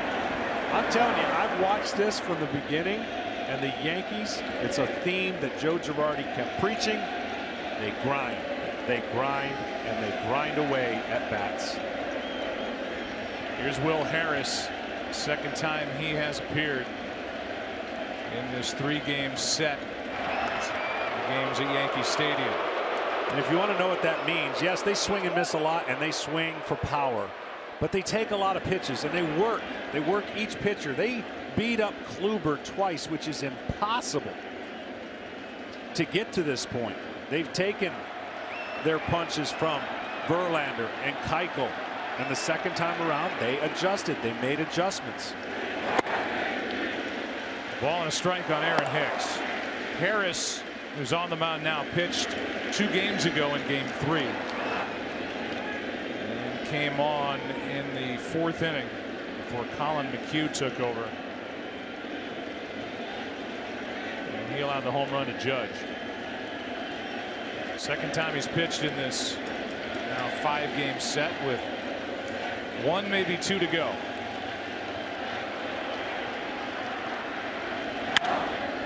That's in the air to left. Long run for Gonzalez down the line, and he's there to end the inning. The rally started on a 1-out hit by Chase Headley. Judge in the middle of it again. Sanchez and Gregorius. It's 4-0 into the 6th.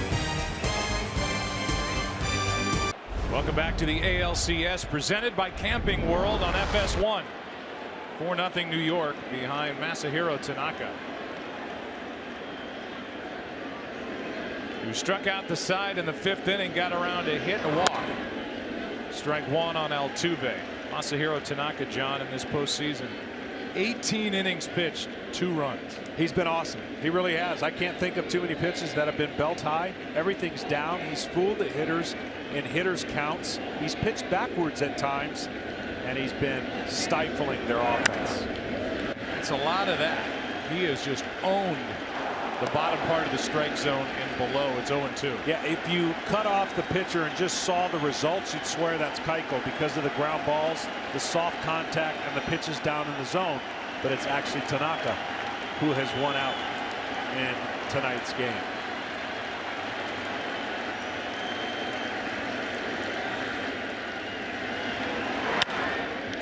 Fly ball into center. It's got Altuve yelling at himself. 1 out. Well, with runners in scoring position, this is when Tanaka's been at his best. Every chance that Houston has had, he's stifled them with soft contact or great pitches out of the zone.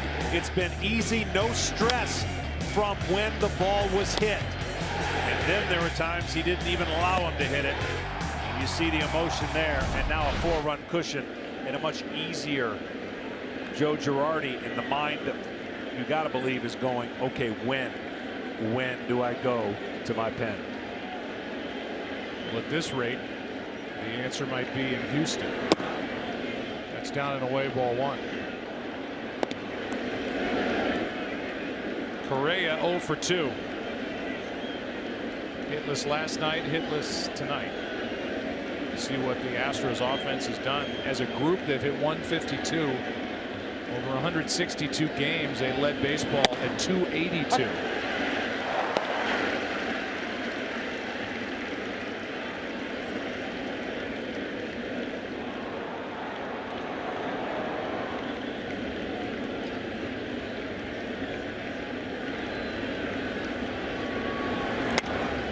Strike 2. It just looks good and feels good to a team when your stars are doing what they need to do, and it just seems like the length of the lineup gets longer when more guys get hits. When they don't, each guy feels the pressure. I got to get it going. I need to get something going on the base pass. Very contagious both ways.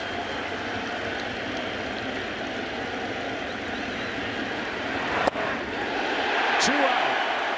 6 strikeouts for Tanaka.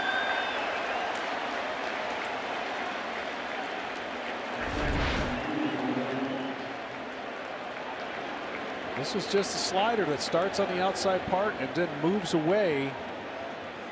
That's one of the cold zones. Correa's so good over the middle of the plate. Just keep it out there.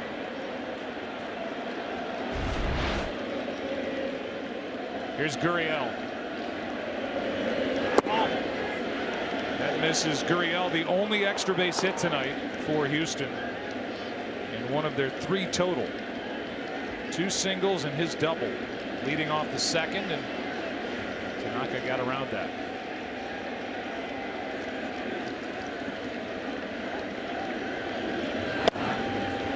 It just seems like the Astros have been down in the count most of the game, and coming into this series they hit .288 with 2 strikes against the Red Sox, but the Yankees have held them to .138 and have improved on that with 2 strikes in this series.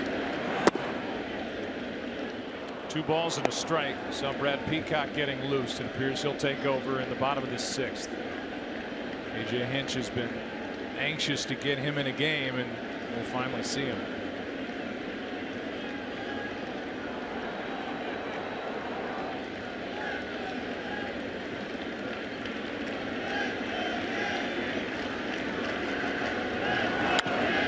Masahiro Tanaka came to the Yankees in 2014. That was his rookie year. He started the season 11-1. But then he had the right elbow injury. There was a tear in there. He decided against surgery. The conservative route. Went on the 60-day DL. Even got back before the end of the season.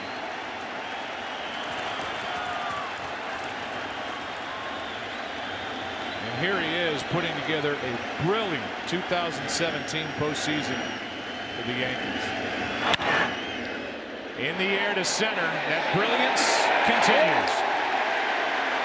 6 shutout innings and 19 innings pitched. 2 runs allowed this postseason. They're relying on the veteran right-hander, and he's delivered.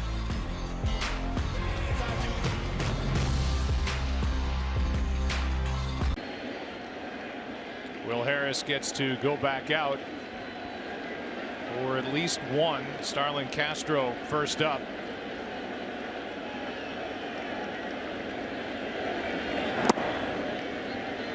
Ball 1 in the dirt. Castro doubled and scored back in the 2nd, struck out in the 4th. Keuchel went 4 2/3, allowed 4 runs on 7 hits. Struck out 8, walked 1.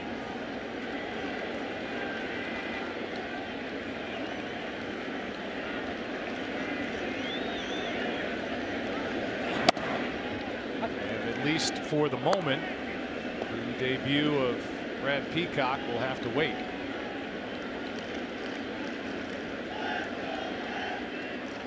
Well, it's been a great series, and it's going to continue to be that. Each crowd has been treated to superior pitching and great moments that they could cheer for throughout the game. This crowd has added to the adrenaline of the Yankee hitters and team, and the same thing's going to be in Houston. Loud, engaged, confident in their pitcher on the mound in Verlander.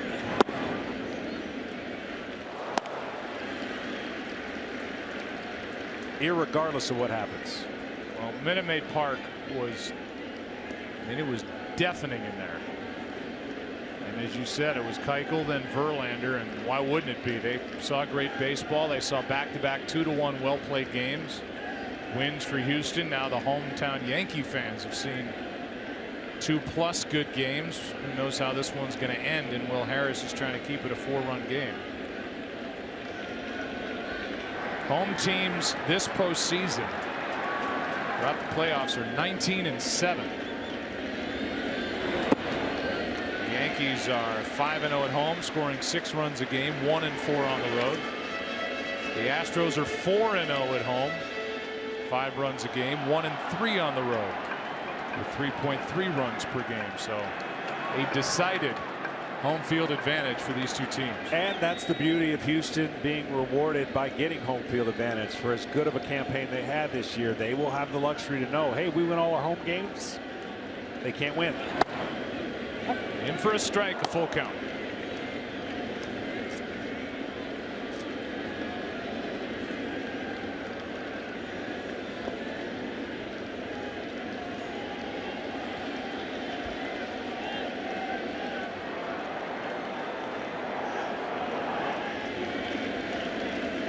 To Castro, swung on and missed. Strikeout starts the bottom of the 6th inning in a 4-0 game. Later tonight, Game 4 of the NLCS, Dodgers and Cubs at 9 Eastern on TBS. And if the Cubs win tonight, They'll be back at it tomorrow for Game 5 at 8 Eastern. Then on Friday, we will be in Houston. Game 6 of this thrilling series.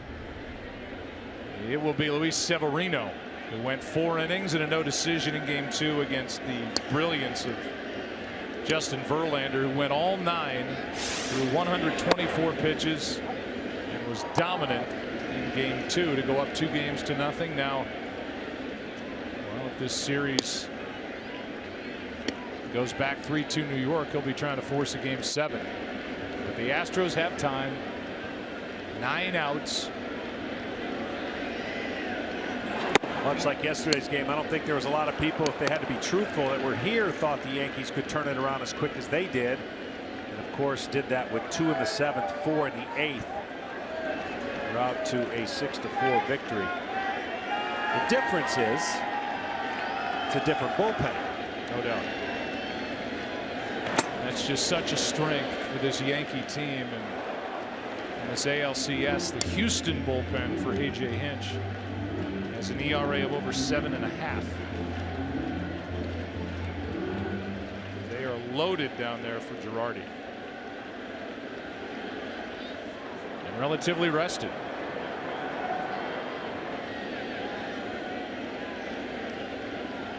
Two-1.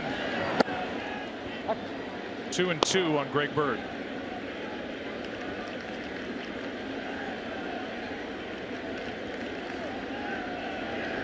Frazier next. The soft spots in this Yankee lineup have seemed to disappear. Yeah. A lot of it has to do with what we're seeing right now with Greg Bird.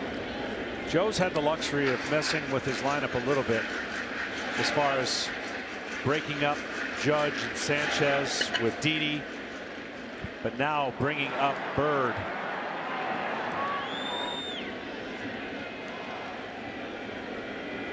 They have 2 hits and a run scored out of that number 9 DH spot. Headley. Frazier's been a big part of this series as Bird leans back from ball 3.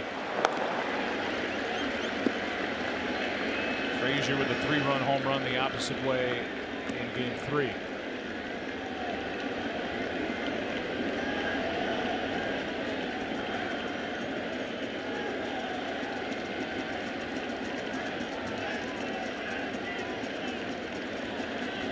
Three-2 from Harris.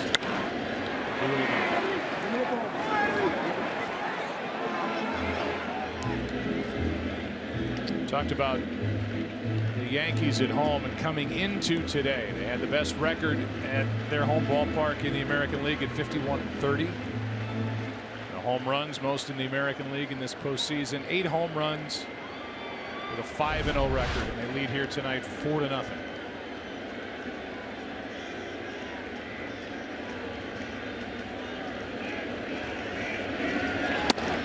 That missed the outside corner, a 1-out walk.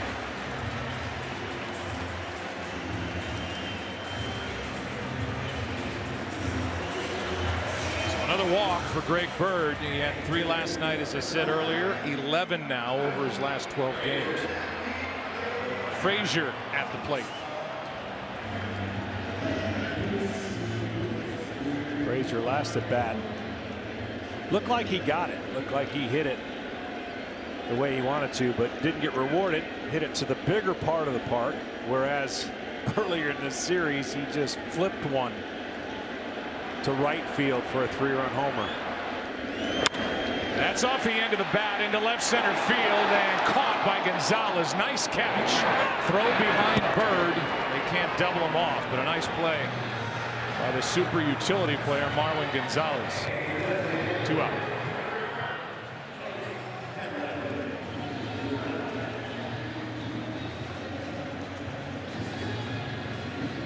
Batter will be Headley. Gets to turn around and bat left-handed. Headley been a part of the action tonight. Been on base with a couple of hits. He scored a run. And now has 4 hits in 9 at-bats in this ALCS. There's a check on the runner at first, and Bird says thanks for the respect. Bad scouting report. But see, that's how quickly it can change. You get a little 3 for 4 in there. All of a sudden you're locked in at the plate. Late there on the pitch from Harris. Ken, one more year to go on the deal for Chase Headley, and he's become a valuable piece here. You talk about resilience with the Yankees. This guy embodies that. Difficult slumps each of the last 2 years. He came out of it. And Joe Girardi cites him as a model for younger players with his unselfishness. When the Yankees acquired Todd Frazier, Headley walked into Girardi's office and said, "I'll play third, I'll play first, DH, whatever you need me to do." He hadn't played first in a while.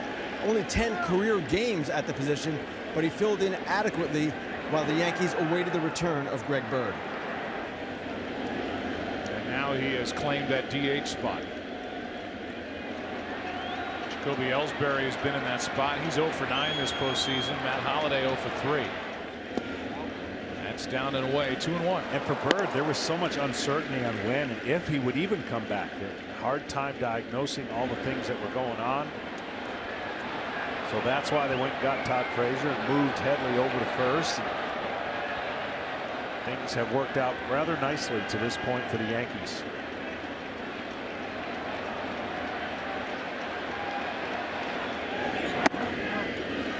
That's upstairs from Harris. 3-1 with 2 out. Gardner on deck. And action for Houston again in their bullpen now.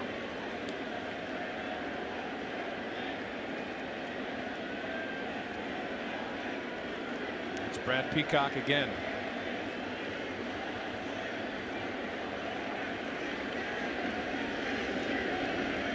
The 3-1 pitch. That is into right field. Going first to third is Bird. They'll hold him there. Headley's got his 3rd hit, this time a double.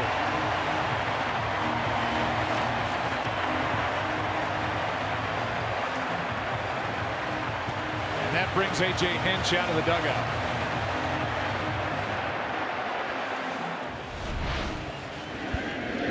Well, hittable count, 3-1.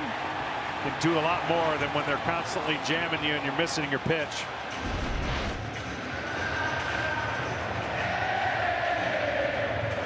That's it for Harris. Brad Peacock coming in. 2nd and 3rd, 2 out. Yankees leading 4-0. Brett Gardner coming up.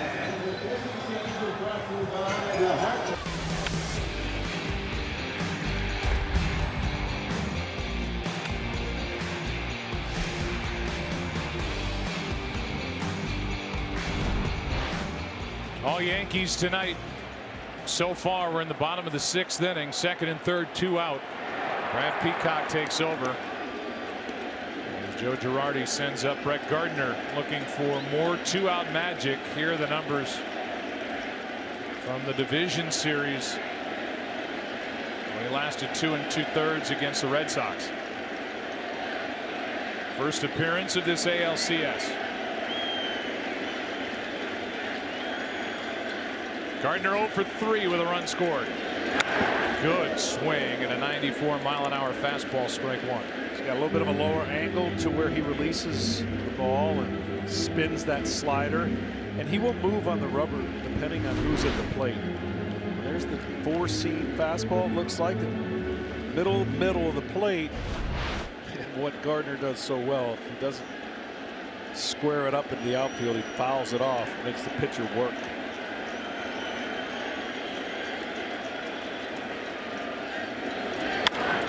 That's strike 2. I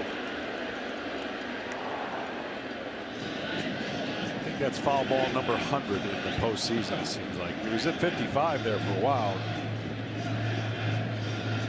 He's a master at it.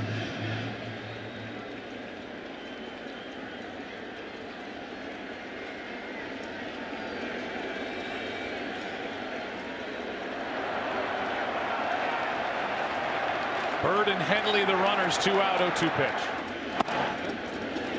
Outside for ball.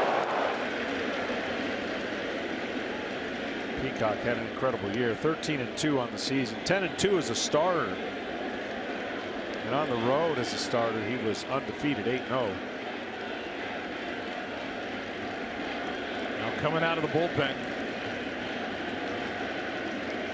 A lot of moving parts for A.J. Hinch with this pitching staff.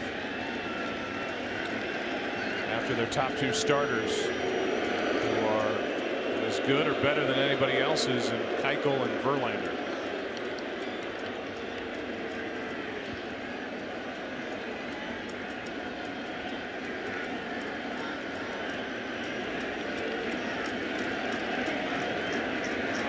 That's foul.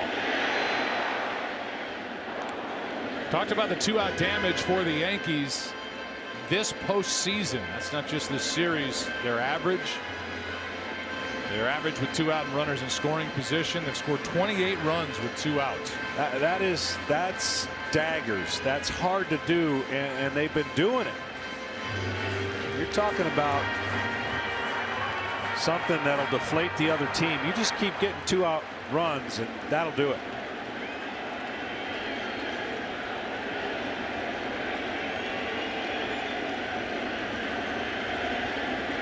Another 1-2. That's strike 3. And the Yankees strand 2 of left 6. And we played 6. Game 5 here in the Bronx. Yankees lead by 4. Official caps, hoodies, jackets, and more. Celebrate your favorite team with the latest postseason gear at MLBshop.com. 7th inning. Tanaka back to the hill. Just in case there are any hiccups, action for the Yankees in their bullpen with Robertson getting loose. And it would have to go awry quick, because right now you got to like the way his tempo and the confusion he's given these hitters, not knowing what's coming. Bregman lays off. That's Canely. They've got Robertson ready to go if needed. They've got Canely at the moment up. Obviously, as we said earlier, Chapman for more than one if they need it. That's down and away, 2-1. Bregman, then Beltran, then Gonzalez. Anybody gets on, Brian McCann. So bottom part of the lineup for Houston, down 4-0.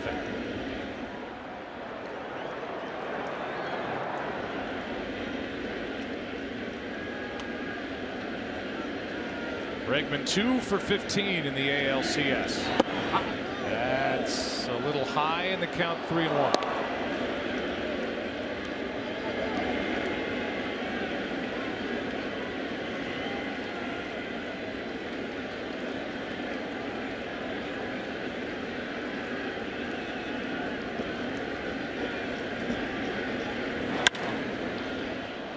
Fly ball into right. Judge back on the dirt. 1 out in the 7th.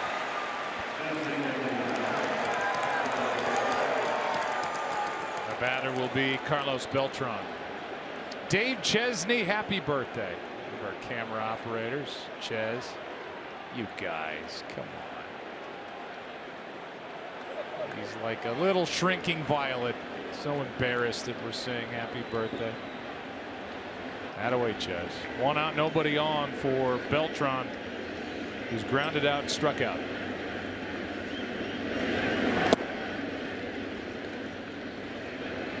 Tanaka's walked only 1. That was McCann back in the 5th, and it seems like, and obviously that's an exception to what I'm about to say, but he doesn't mind falling behind in the count. He can throw a strike whenever he wants.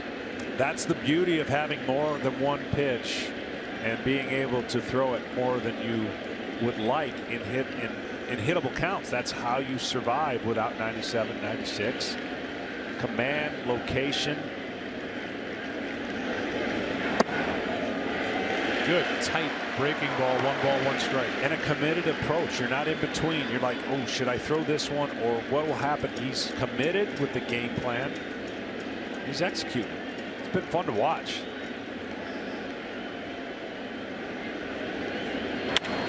Beltran sticks the bat out and pokes it foul left side. Strike 2. Had been fun to hit against, I can tell you that, because what he's doing to this lineup in a 2-game span where they have had his number. I mean, on the career, not good numbers at all, but These 2 games, when it's counted, been awesome.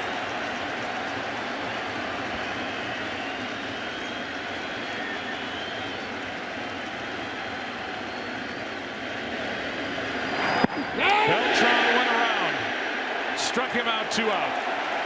7 strikeouts for Tanaka. And the Astros now have gone 101 straight at bats without a home run.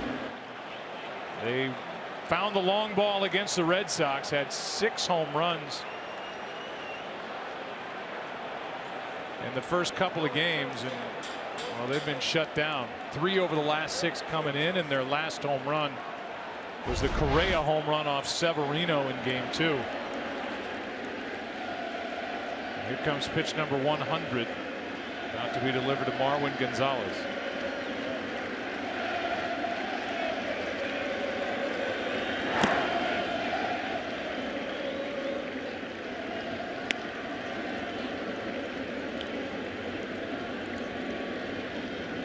I'm telling you, people underestimated the Yankee starters. They said they'll win this with their bullpen. Well, you can't use your bullpen if your starters don't do stuff like that. Severino, the luxury it looks like if this game holds up to not pitch an elimination game.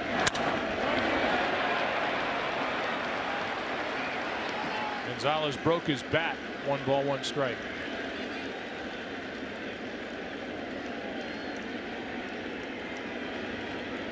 Wished Dave Chesney a happy birthday. How about the 89th birthday of the great Keith Jackson today? The best to ever do college football and so many other sports. 89. Congrats. On the Mount Rushmore. Play-by-play announcers. Happy birthday, Keith. Used to do baseball back in the day at ABC.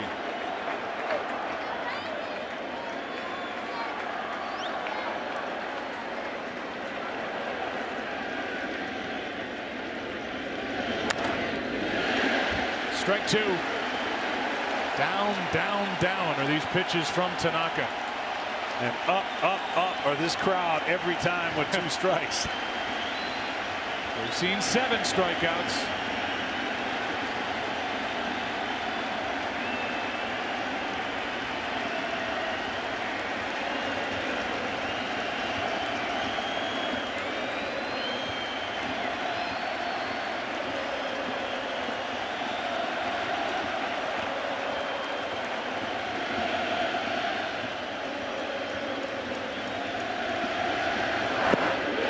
Tanaka gets away. Sanchez has to make the throw, and he got it. A good defensive play helps Tanaka out of the top of the 7th. 8 strikeouts and total dominance. He and the Yankees walk off leading 4-0 in Game 5.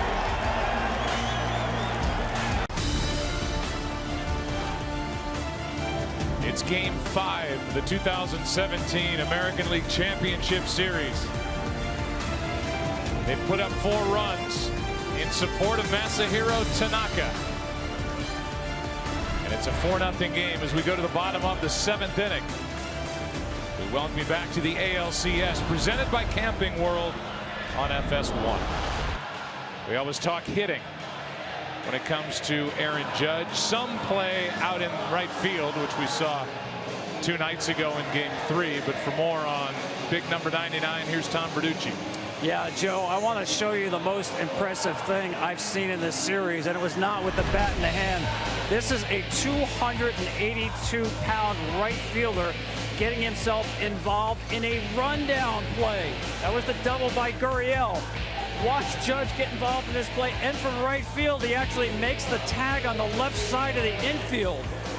Now, when I asked him about this play, he said, I was brainwashed by the Yankees player development system. Now, think about that, guys. When you promote players to the big leagues, you want them to stay and have success early. Judge, Sanchez, Bird, even when they're not hitting, they're walking, they're having good at-bats. And tonight, all of them have run-scoring hits. Tom thanks as Judge leads it off in the 7th and takes a strike from Peacock. That was last night in the 6th inning when Yuli Gurriel hit a bases clearing double and then was put out between 2nd and 3rd on a play that went 7, 6, 5, 9. 9 being the right fielder Judge. Wears 99 on his broad back. 1 ball, 1 strike. Well, with Judge being up, Peacock moves to the first base side of the rubber. He's trying to create angles advantageous for him. So when a left-hander's up, he goes to the third base side of the rubber. He throws a sinker and then he throws that slider. And when his slider turns, it's difficult for right-handers at the way that he throws it to pick it up, the angle at which he throws it.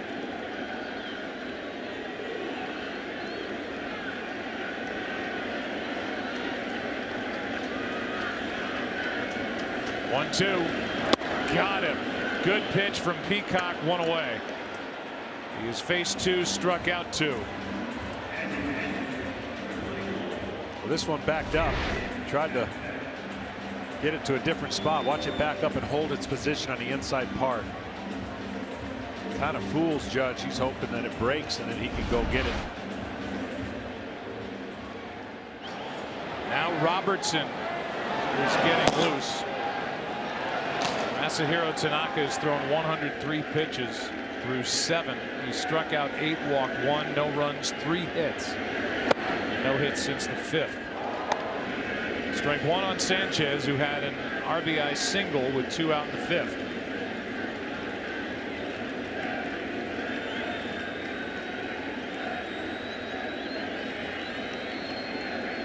Last night a 2-run double in the 8th. He's got 4 RBIs over the last 2 games as he chops that foul for strike 2.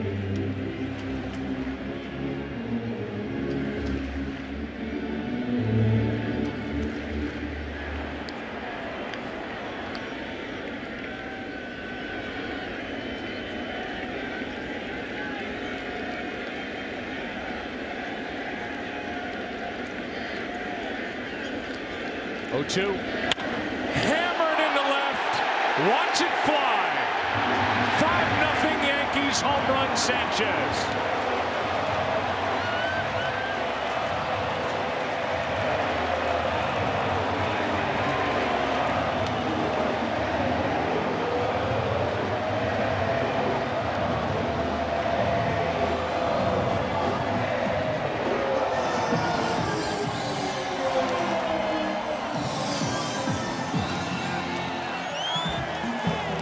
This was a spinner. Sanchez didn't miss it. First base side of the lineup, first base side of the mound. He's trying to throw that slider in to the right-handed hitter to break it away. Well, it didn't break away. Now he'll get back to the third base side of the rubber against left-handers. 3rd home run of the postseason for Sanchez. His first of this ALCS. Ball 1 outside to Gregorius.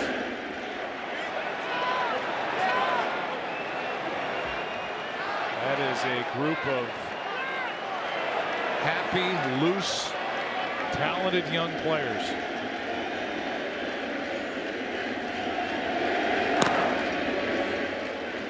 Two 2-0 from Peacock on Gregorius. Last 2 at bats for Sanchez. The ringing single into left. It hopped off the wall. It was hit so hard it went for a single, and then that one over that wall and left to make it 5-0. 2-0. Another hit belongs to Gregorius, and it's cut off by Gonzalez. What a play, but a double either way.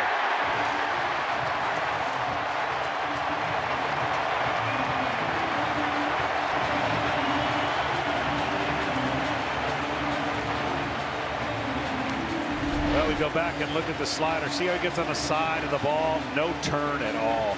The slider could be a great pitch, or it could be a recipe for homers. with the spin on the slider and the back spin of the hitting the barrel of the bat on the ball right there. See how it compresses? It's just a recipe for a long fly ball. I would be, man, I would. It's a good way to break a forearm. That man's going to hurt an elbow one of these days. Now the left-hander Francisco Liriano, who's not appeared in this ALCS, is getting loose. Meanwhile, Aaron Hicks digs in 0 for 3. 2 for 18 in this series after the double by Gregorius.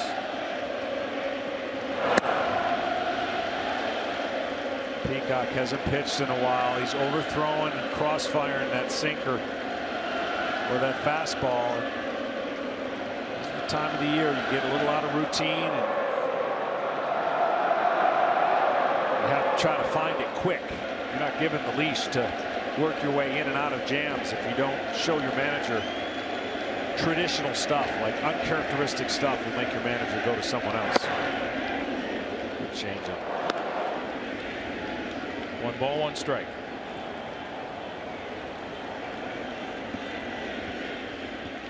Robertson, by the way, is taking a seat for a moment. Now he's back on top of the mound in the bullpen, but not showing any urgency to get ready with the way Tanaka's pitching. Shutout through 7. That's a strike. Strike 2. Well, so far in this 2/3 of the way playoffs, the weather has cooperated. The series have been good. Going to Houston, whether we need 1 or 2 games guaranteed you're going to play there because of the dome. All things moving the way players would like when you start getting deeper into October. Now Canely is up for the Yankees in their pen as Hicks strikes out on a pitch down and in, 2 out.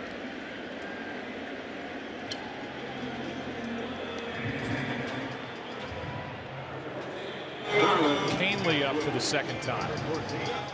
Robertson was up for a moment. He took a seat. Just about the time that ball disappeared over the wall and left.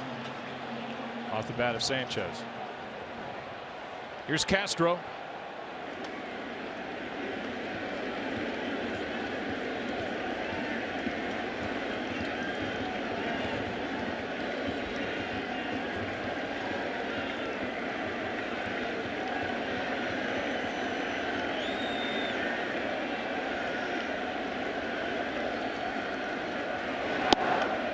Tailing pitch for strike 1.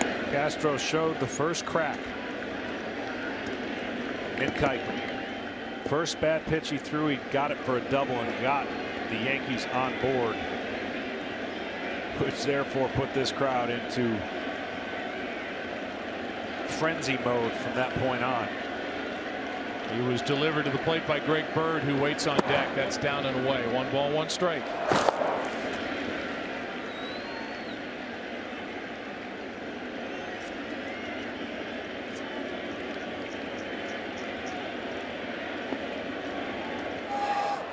Now Luke Gregerson joins Francisco Liriano.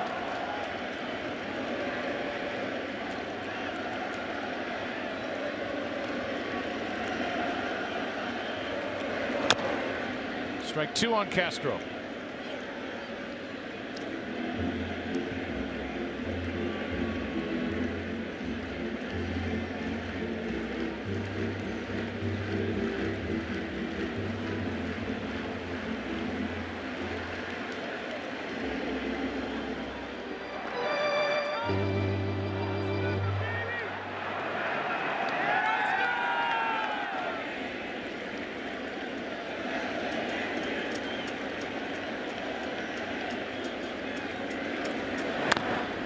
How about this note? Gary Sanchez is the 3rd Yankee catcher with back-to-back multi-RBI postseason games on a list with Bill Dickey and Yogi Berra. 1932 and 1960. The Yankees, the first time in franchise history, 4 players have 3 or more home runs in a postseason. Again, In this day and age, more opportunities as the Yankees played a wild card game, the division series, now the LCS. This is to third. Bregman makes the play, but another run on the board for New York. Bang went Gary Sanchez, 8th inning now. A lot of smiles in that dugout. And in the stands here at Yankee Stadium, as New York leads 5-0. ALCS on FS1 is presented by Camping World, America's #1 RV retailer since 1966. And is sponsored by Taco Bell. Sometimes you've got to live Moss. Along with our director, Matt Gangle, our producer, Pete Francesca, Joe Buck, John Smoltz, Tom Verducci, and Ken Rosenthal. 8th inning, and Tommy Kahnle, the hard-throwing right-hander, takes over with Brian McCann first up. Strike one at 98. Tanaka, 7 innings, no runs, 3 hits, 1 walk, 8 strikeouts. He was awesome, simply put. Good numbers this postseason for Kahnle, as you see, as that rides up and away. You like the move to the bullpen? Yeah. 7 innings, plenty for Tanaka. He shortened the game, 1 inning each. Maybe you don't even have to go to Chapman. Maybe it's Kahnle and Robertson. But nonetheless, with a day off tomorrow, that really still gives the boost that Yankees needed. Look at the numbers for the bullpen. It's unbelievable. I mean, we knew they were good, and they have been. But the less they have to be exposed, the better they're going to be. That just aids Joe Girardi's weapons.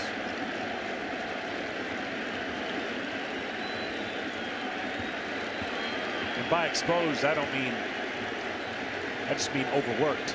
You know, like an 8 2/3 to start out the postseason. Imagine if the starters continuously didn't give you the length that you needed. There's no way that they could be as good at this point in the postseason. That was on the Severino start against Minnesota. Bullpen shut down the Twins. Severino is the man who gets the ball in Game 6 against Verlander. 2-2. Into center for Hicks. Our Hankook Tire dynamic play of the game. We're just going to give you the work of Masahiro Tanaka matched up against Dallas Keuchel.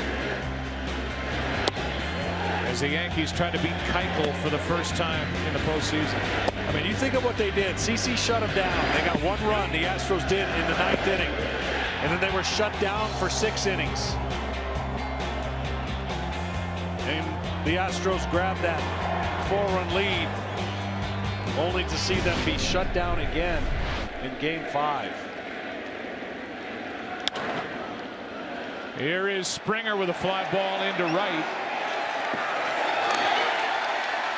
2 out. The Astros have got to get the top 2 spots in this lineup hot somehow when this series goes back to Houston. Springer is now 2 out of 18, and Reddick, who's coming up here, is 0 for 16, and that's just a killer in front of bats like Altuve, Correa, and Gurriel. Yeah, absolutely. I mean, the formula for postseason pitching is simple. Get the first guy out of every inning. Be able to not get carried away with traffic on the bases, and keep the big boys at bay. I mean, you circle the lineup card when you get it, and you go, this guy and this guy will not beat me. And the best way to do that is make sure the guys in front of him are out. And that's what the Yankees have done. And that's a guy that you circle. That's a guy you circle. You can add Gurriel. That's a strike. And Kahnle trying to turn in an uneventful 8th.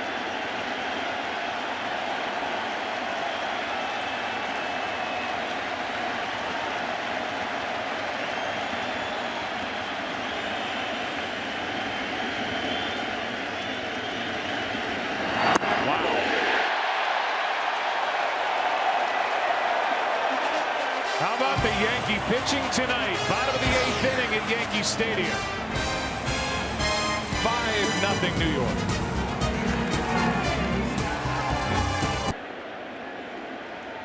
First appearance for Francisco Liriano. of this ALCS. He worked twice in the division series. Only went 2/3 of an inning total. You see his regular season. That top line as Greg Bird takes outside, 1 ball, 1 strike.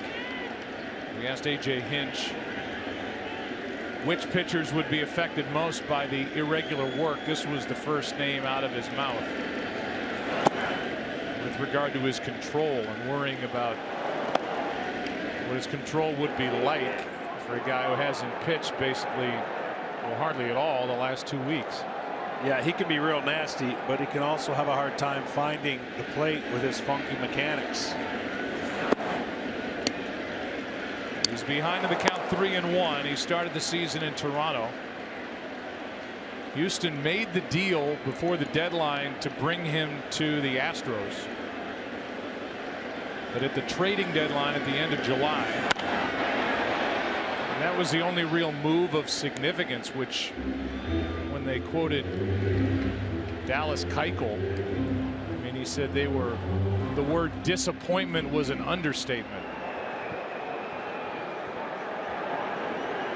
Well, little did he know, I guess to some degree, little did the Astros know that before the end of August, as Liriano issues a leadoff walk, that guy would show up, Ken Rosenthal. That, whether it came at the end of July or August, they've got one of the best right-handers come along in the last, I don't know, 15 years, ready to go in Game 6. They do, Joe, and they were trying for him in July, but it just didn't come together. And that's why they turned the focus to the bullpen. And they went into July 31st, the day of the non-waiver deadline, thinking they were going to get 3 relievers. Liriano was one, Zach Britton was another, and there was a third as well, a high-end type that I've yet to identify. But they only got Liriano. That's what made... Here's a wild pitch that sends Bird down to second. That's what made Keuchel so upset. But ultimately, they did get the starter. They just never fixed the bullpen the way they wanted it to. Yeah, they have a young closer in Ken Giles. And by the way, A.J. Hinch is not concerned about Giles, even though last night in the 8th inning, the Yankees got to him. But it's Davinsky who had a rough go last night, a little bit out of whack with his mechanics. And they're young and inexperienced down there. Well, and that's the thing that people don't understand. Regular season is exactly that. You don't know how guys are going to react when the atmosphere increases. The pressure is intense. Sometimes you get out of body experience. Frazier grounds to third. Bregman makes the play. 1 out. And getting amped up for certain guys and the way they throw is not a good recipe for success. So you find that out by having gone through it. And then a manager's job is to trust that that was a one-time experience, or does that bleed into more lack of confidence? So it's not easy at this time of year. Managers will tell you that. You lose favor with guys quicker than you would in the regular season because it's a result-oriented, what have you done for me lately type playoff picture. Here's Headley. What a night he's had in the number 9 spot. 3 for 3 with a double, 2 singles. He scored a run. He's back to batting right-handed. And for AJ now, if this score holds up, he'll have to not only rely on Verlander, but then a Game 7's not given directly to who he might go to. Whereas the Yankees pretty much know they're going to CC. Well, that's the case with Hinch. He knows he's got Verlander on Friday against Severino. And then Game 7, Joe Girardi has CC Sabathia ready to go, and TBD is what A.J. Hinch said to us about a potential Game 7. And Charlie Morton, again, who pitched Game 3, deserved much better. Pitched great, actually, but bad results. Swinging bunt, McCann out in front of the plate, 2 out. Give you a StatCast. It's powered by Amazon Web Services. Back in the 7th. The home run and the exit velocity of 110 off the bat of Gary Sanchez. He's so strong, and he averages about 416 feet per home run. That just tells you how strong he is. And with that home run hit by Gary, T-Mobile will be donating an additional $10,000 for hurricane recovery efforts, with 66 home runs hit so far this postseason. Total amount $660,000. Help break $1 million by including hashtag HR4HR in your tweet, and T-Mobile will donate an additional $1 each time. I can tell you this, when you're playing like the Yankees, unfortunately, you don't want that day off tomorrow. You want to play, but they'll be given the day off. They'll spend the night here, take their time getting to Houston. The Astros will board a plane, get home, get acclimated, get ready, and be prepared for a sold-out, raucous crowd in Houston. Canely, it looks like, will go back out there for the ninth. Here's a 1-1, strike two. Meanwhile, talking to Joe Girardi before the game, the Yankees will pack. As John said, leave tomorrow, get in at a good time, have dinner, and then get ready for the game on Friday. And they will pack for an extended trip as they hope to win in Houston and then go on to game one of the World Series. They are a wild card team, and they can't host game one. Right, it's the same formula they had going to game 5 in Cleveland. Pack your bags, boys. We're going to Houston after this game. That's the mindset you got to have.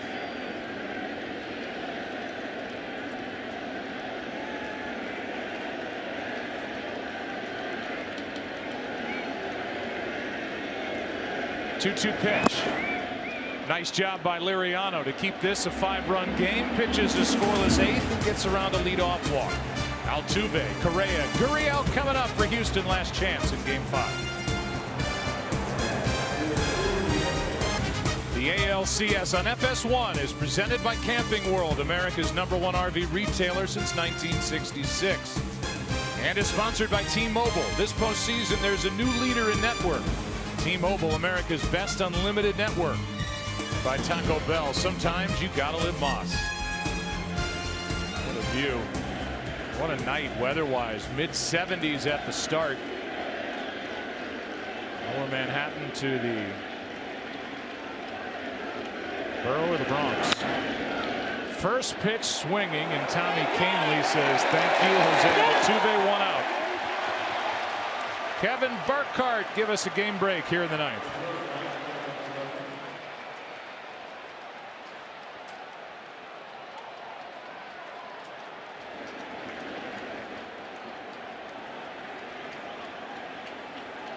Yeah, Tanaka, 7 innings, 3 hits, no runs, 8 strikeouts, 1 walk. Canely is trying to go 2 shutout. There's Correa, kept off base last night. So far, held off base tonight.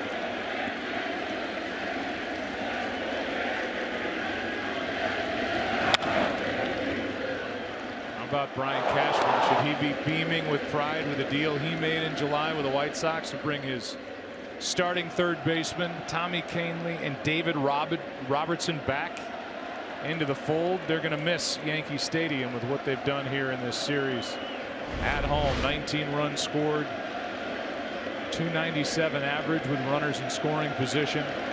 Strike 2 on Correa. Yeah, it's been an incredible job by the Yankees in their front office, because again, going in ahead of the curve, nobody expected they would be at this point, and once they got to the point of a playoff atmosphere and team, they seized the moment and they sealed the deal. 1 out, nobody on. No. Ball 1.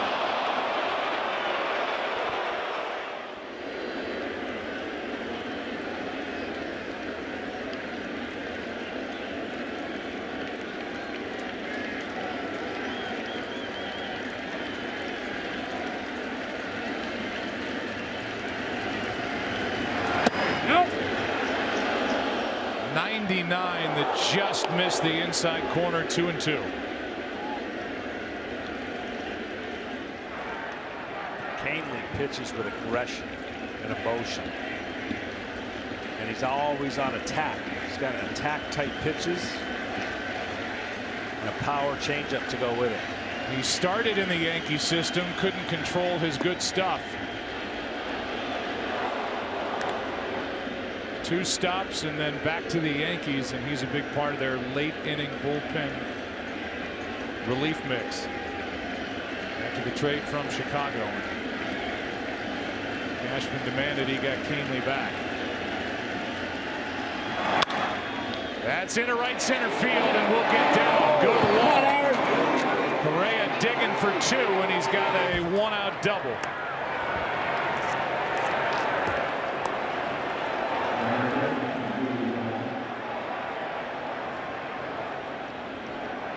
That'll bring in Gurriel with 1 on 1 out in a 5-run game.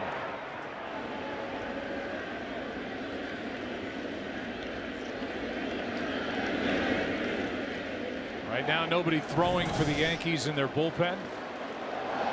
No, but there's some stirring, and it'll happen. You see, Chapman will go through his process now. Throws that weighted ball to start. But all eyes right now are on Gurriel and Canely.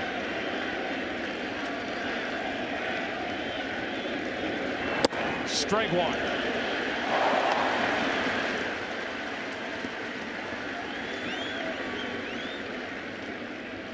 How'd you like to catch Aroldis Chapman's weighted ball down there in that bullpen? The real ball he throws is weighted. Here's the 0-1.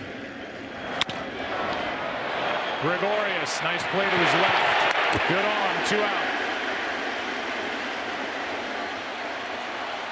Canely wants the shutout. The Yankees want the shutout. Correa trying to spoil that with a double. He's at 3rd for Bregman.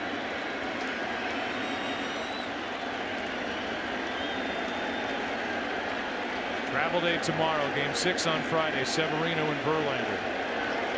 If there's a game 7, Sabathia and to be determined for Houston.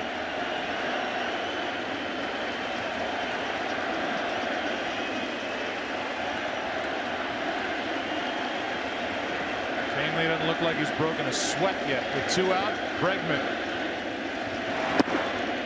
Stabbed by Gary Sanchez. That pitch was down and away. Shot a look down at Carlos Correa at 3rd.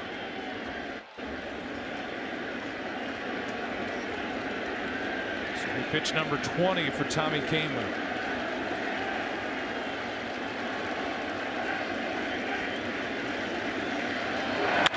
Bregman into center. Hicks there. Yankees win it 5-0 behind fantastic pitching. And the home team has won each of the first 5 games of this ALCS. A 3-hour, 18-minute game, and the Yankees are up 3-2. Second 3-game winning streak for the Yankees in the postseason. They had to have it the first time. Not necessarily this time, but put themselves in a much better situation. Masahiro Tanaka, 7 shutout innings. Canely with 2. And Joe Girardi's got his team 1 win away from the World Series. That's it. 5-0 New York. Kevin, guys, back to you in LA.